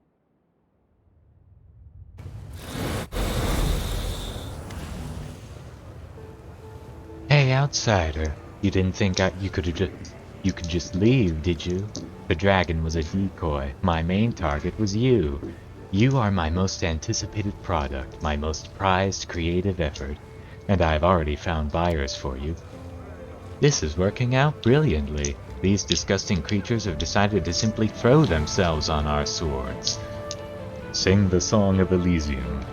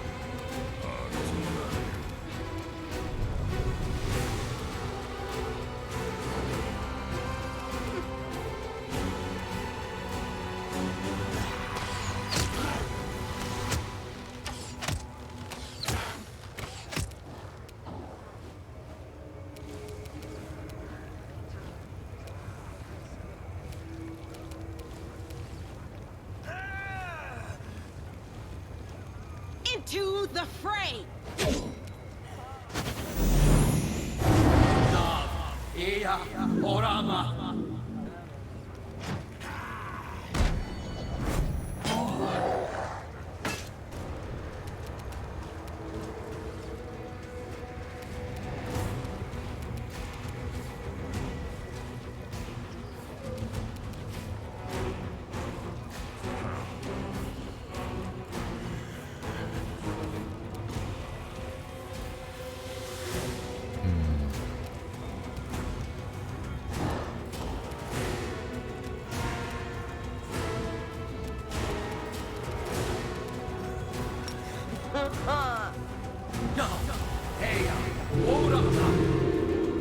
Damn it.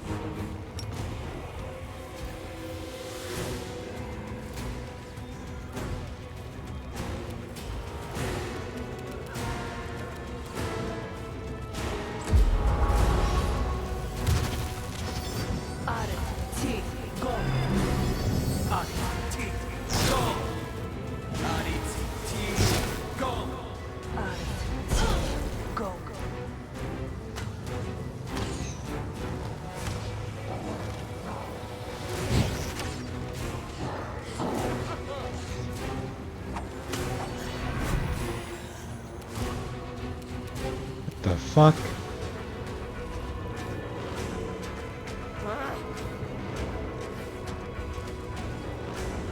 God damn it.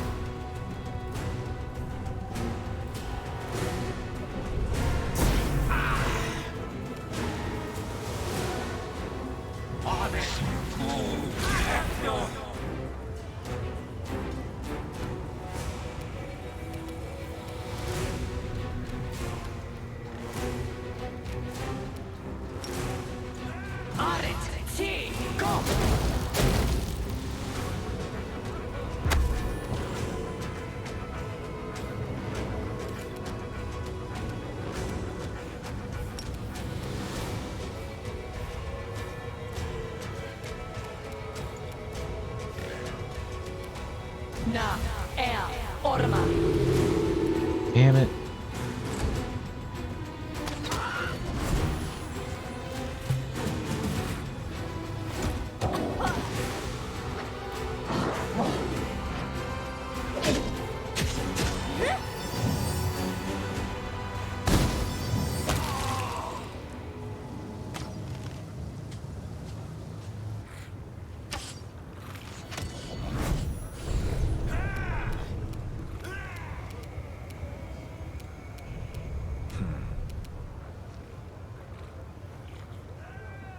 Make your peace.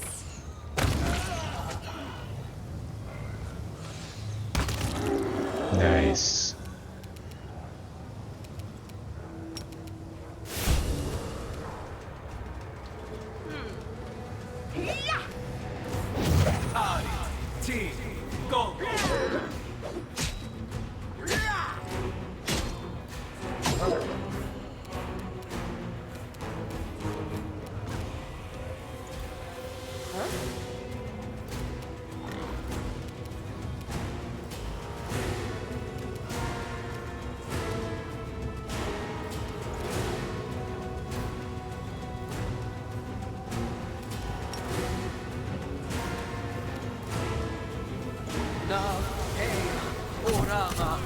God damn it.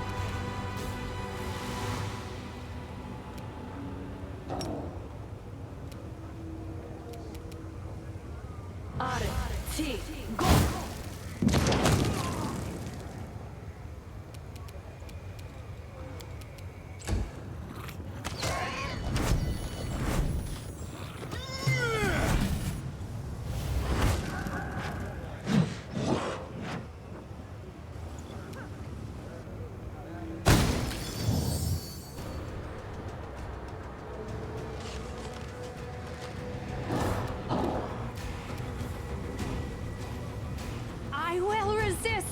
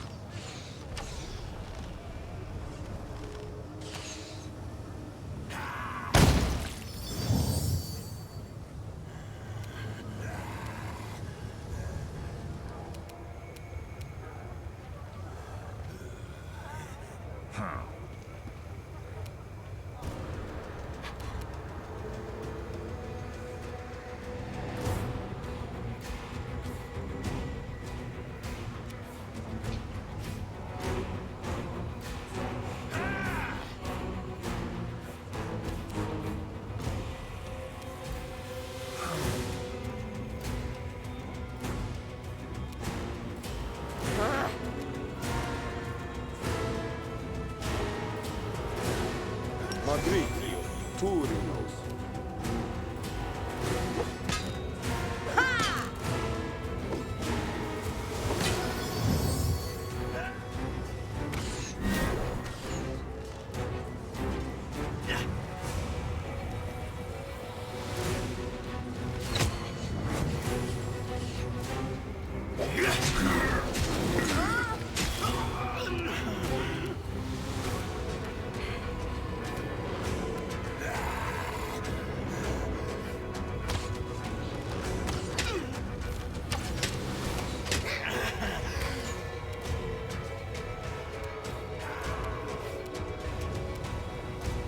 the inheritor. Guide my blade. Go!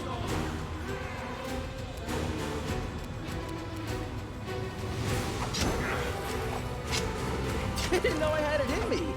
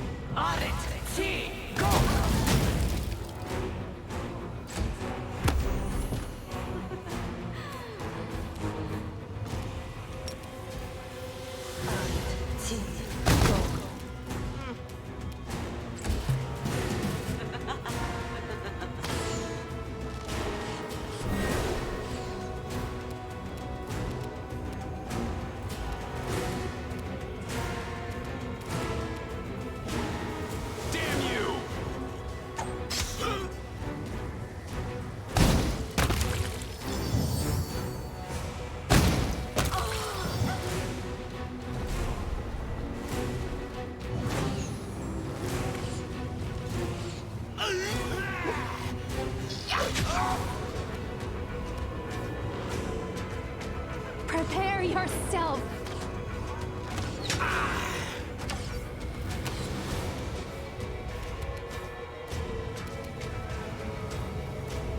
The light take you!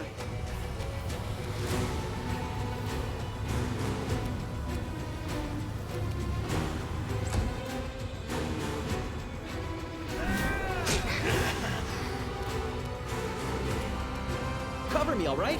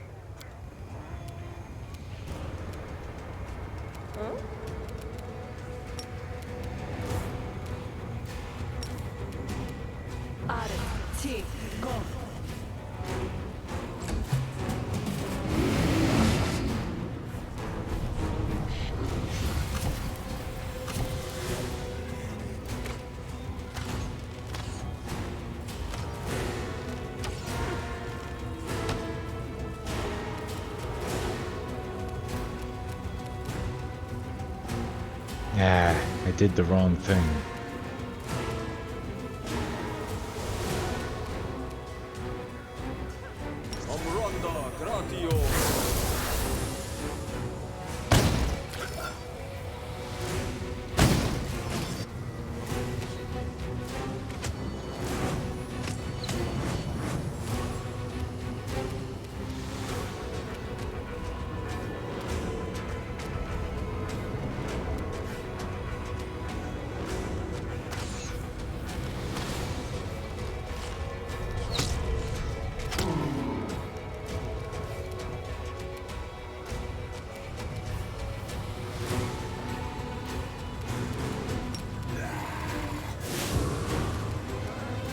No glory without risk!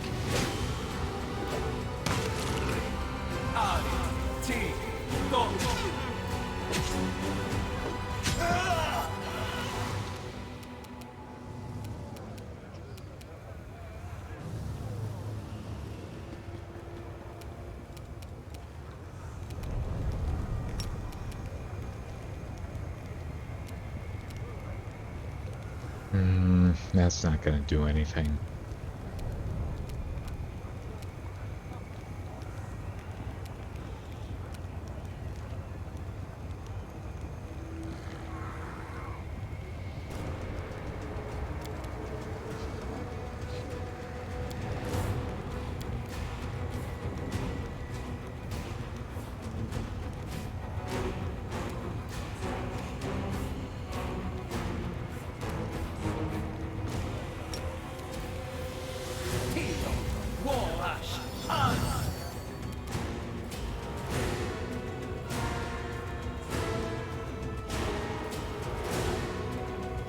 Damn it.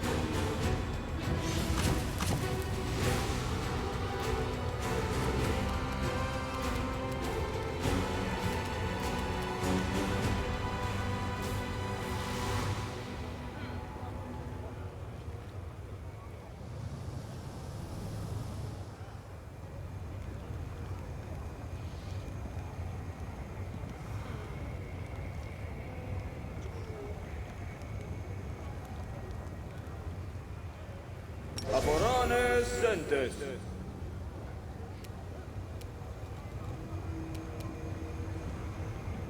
Are you still here?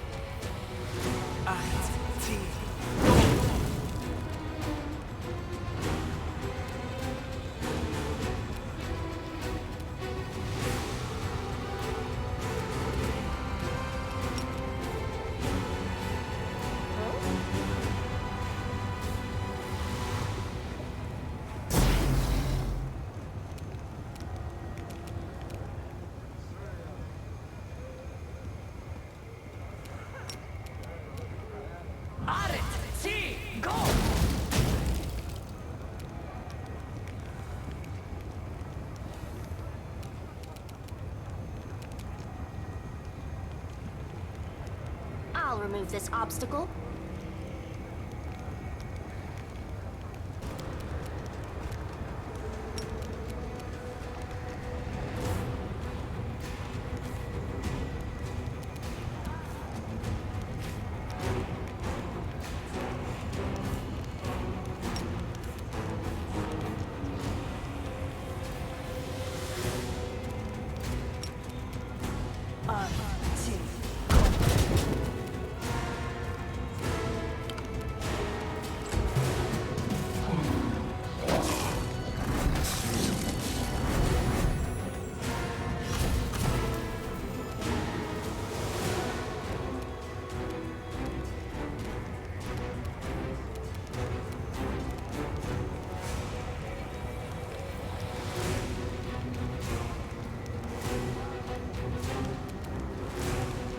Good guys always win.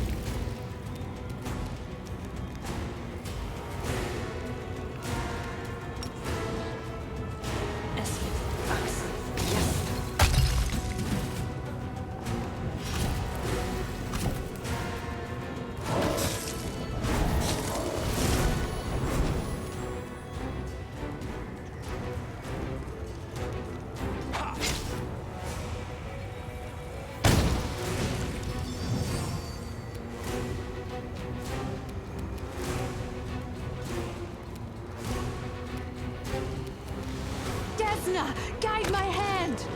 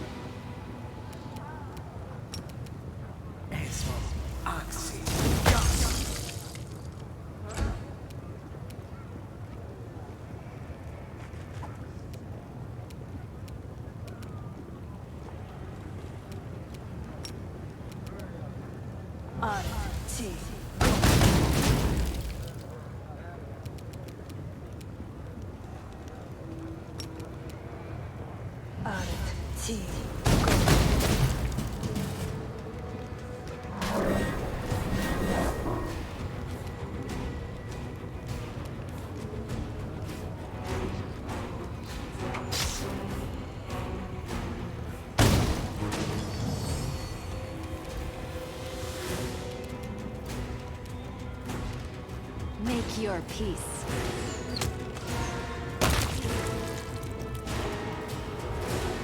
Into the fray!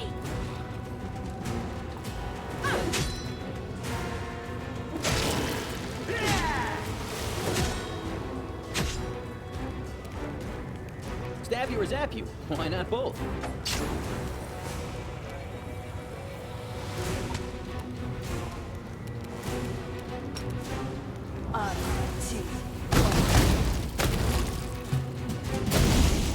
Well, that wasn't as bad as I thought it would be.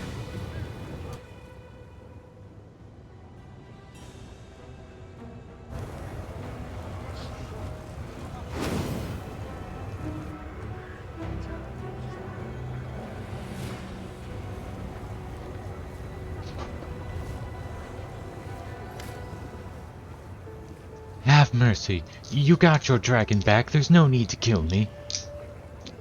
Where did you even get the idea of stealing Ivu? Someone suggested it to me. A demon, an utterly unremarkable Rolokai. I'm almost certain it was a deception, neither an illusion or a transformation.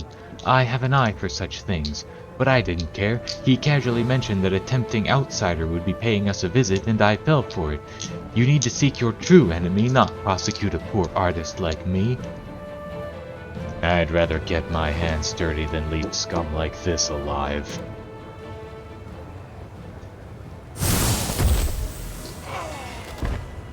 Awesome.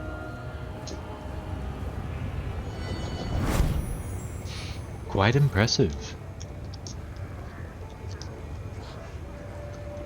Where did you come from? I sensed a surge of power, so I came. I did not interfere in the battle because I was watching the surroundings. You never know who might come to the aid of slavers or join a fight out of boredom. We are still in the abyss, after all. I have something to discuss with you. And what is that? You dropped hints for the slave traders about improving their security. Because of that, the situation turned against me. I communicated with them in a way they would find believable. It was wise to show something like interest in their fate. You wanted to return the escaped slave to Shedskin. What kind of Azada does that? It was the most reasonable way to secure Ivu's safe return. Doesn't the desire to save an innocent, a friend, justify the harshness of the methods?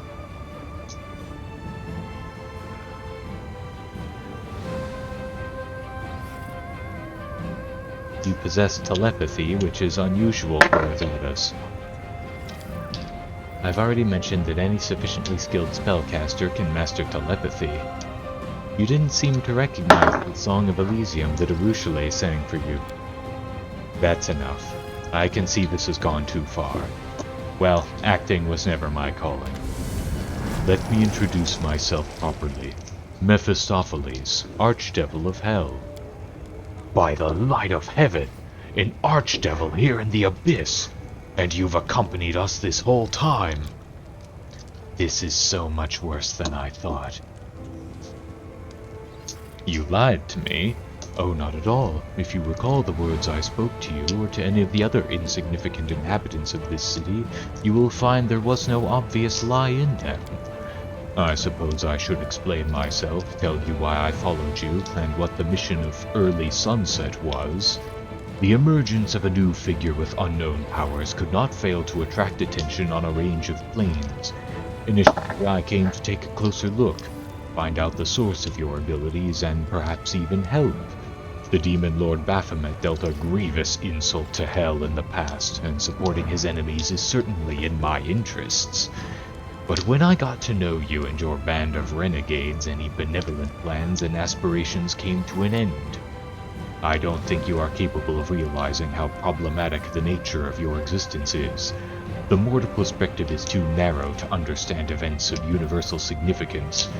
Demons are certainly enemies and a threat, but they exist within the established order and rules by which the universe operates. You do not.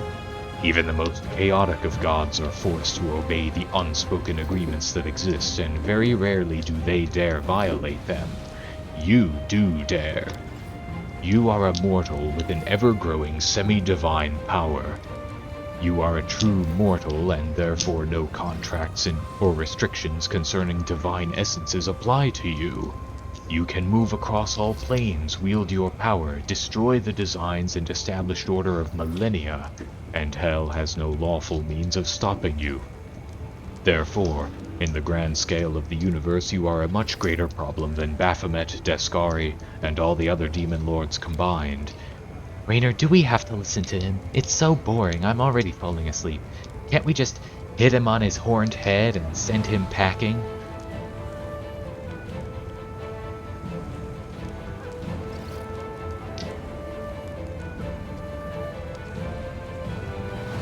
So you're going to solve the problem and finish me off.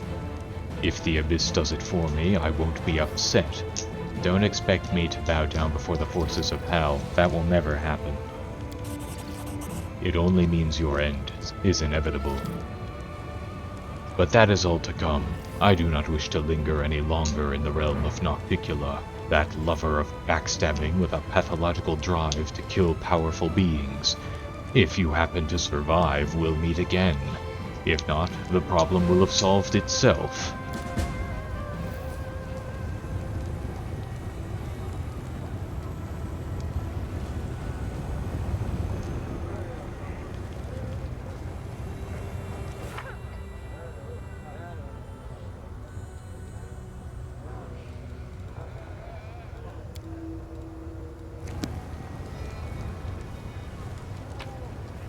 Alright, let's loot the bodies.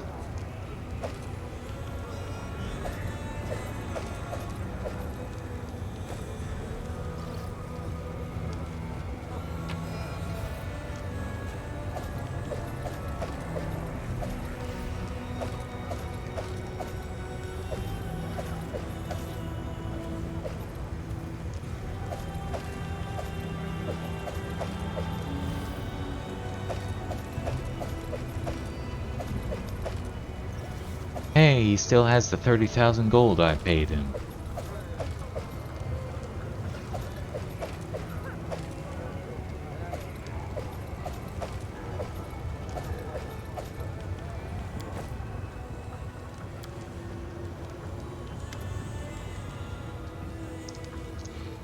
Where Long's lifeless body lies at your feet, a bloody mist rises from his wounds. It is impossible to survive such wounds, yet you hear a voice coming from beneath the obsidian mask. Didn't I tell you I am immortal? You've killed this body, but I am still here, right in front of you. It looks like an ordinary mask, but is it really? Let's conduct an experiment. Smells of decomposing flesh, quite specific. Tastes like... bleh. Tastes like rotten meat. Ah! Ow! What are you doing, you stupid creature? Take your tongue out of my eye socket immediately! Here's my verdict. This is an ordinary mask that contains an evil spirit with a tendency to mentally subjugate any person who wears it. The experiment is concluded. Thank you for your attention, everyone.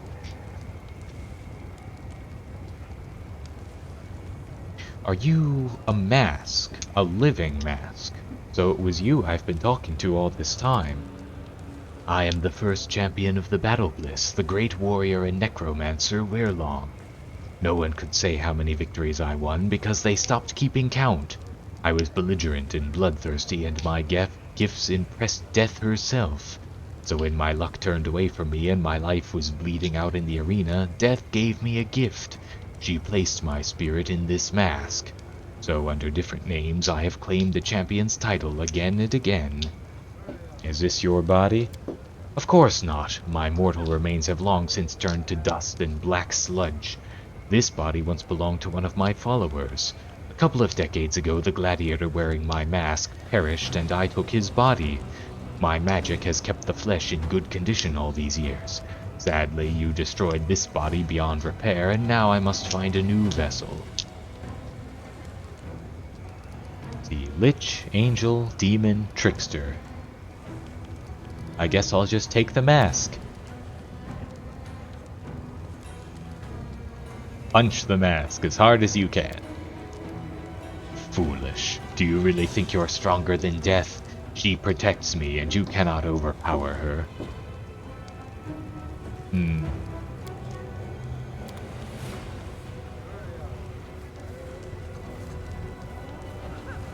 I guess we're just leaving him there.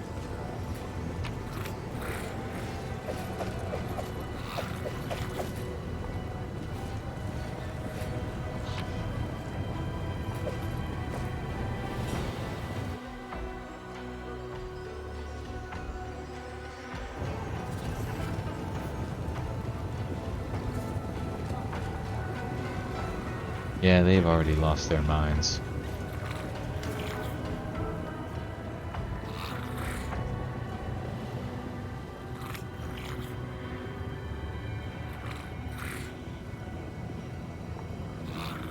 The slaves stand huddled in a tight circle. Knives, picked up from the ground, glint in the hands of some.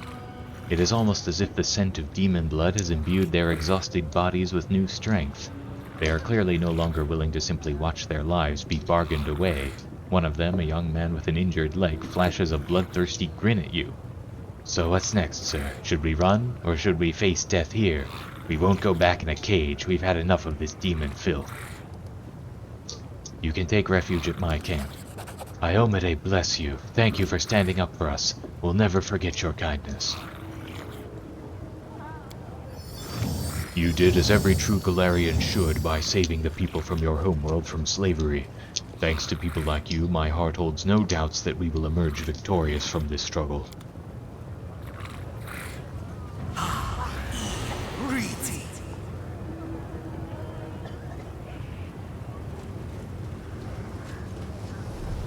Any other slaves?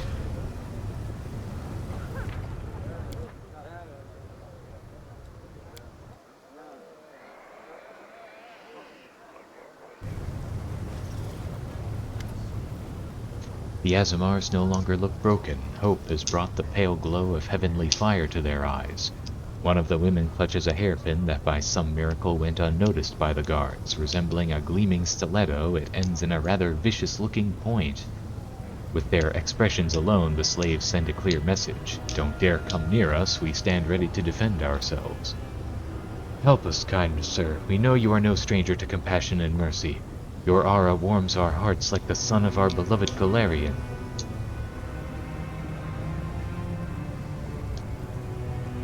I feel like it would be safer at my camp than wherever that Azamar is living. Thank you, stranger. We did not expect any help in this terrible place. We will not forget it. You did a noble thing when you did not abandon the weak in their hour of need. You have my deepest respect. And the pleasure slaves?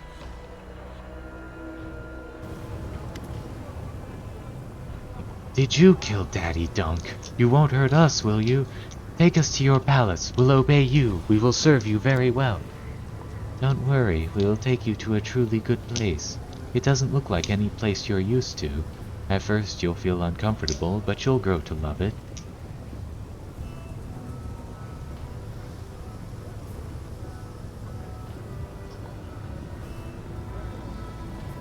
You're free. I'm going to get you out of the abyss and take you somewhere normal. Save us? But why would you save us? We are very happy here.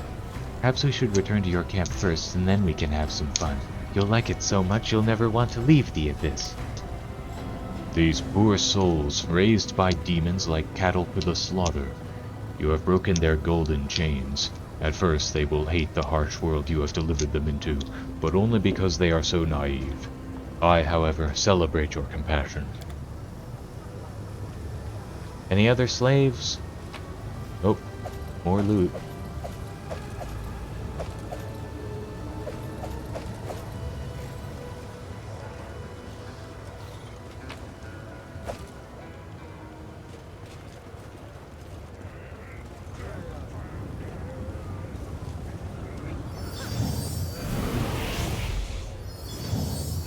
Won't get any thanks from them.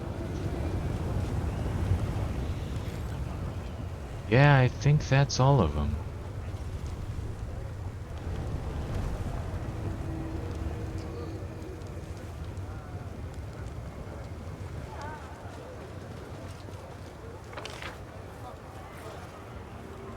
Is the venture captain still around here somewhere?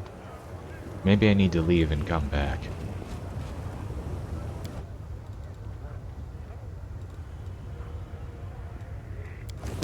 Actually, I think I'll leave it there for now.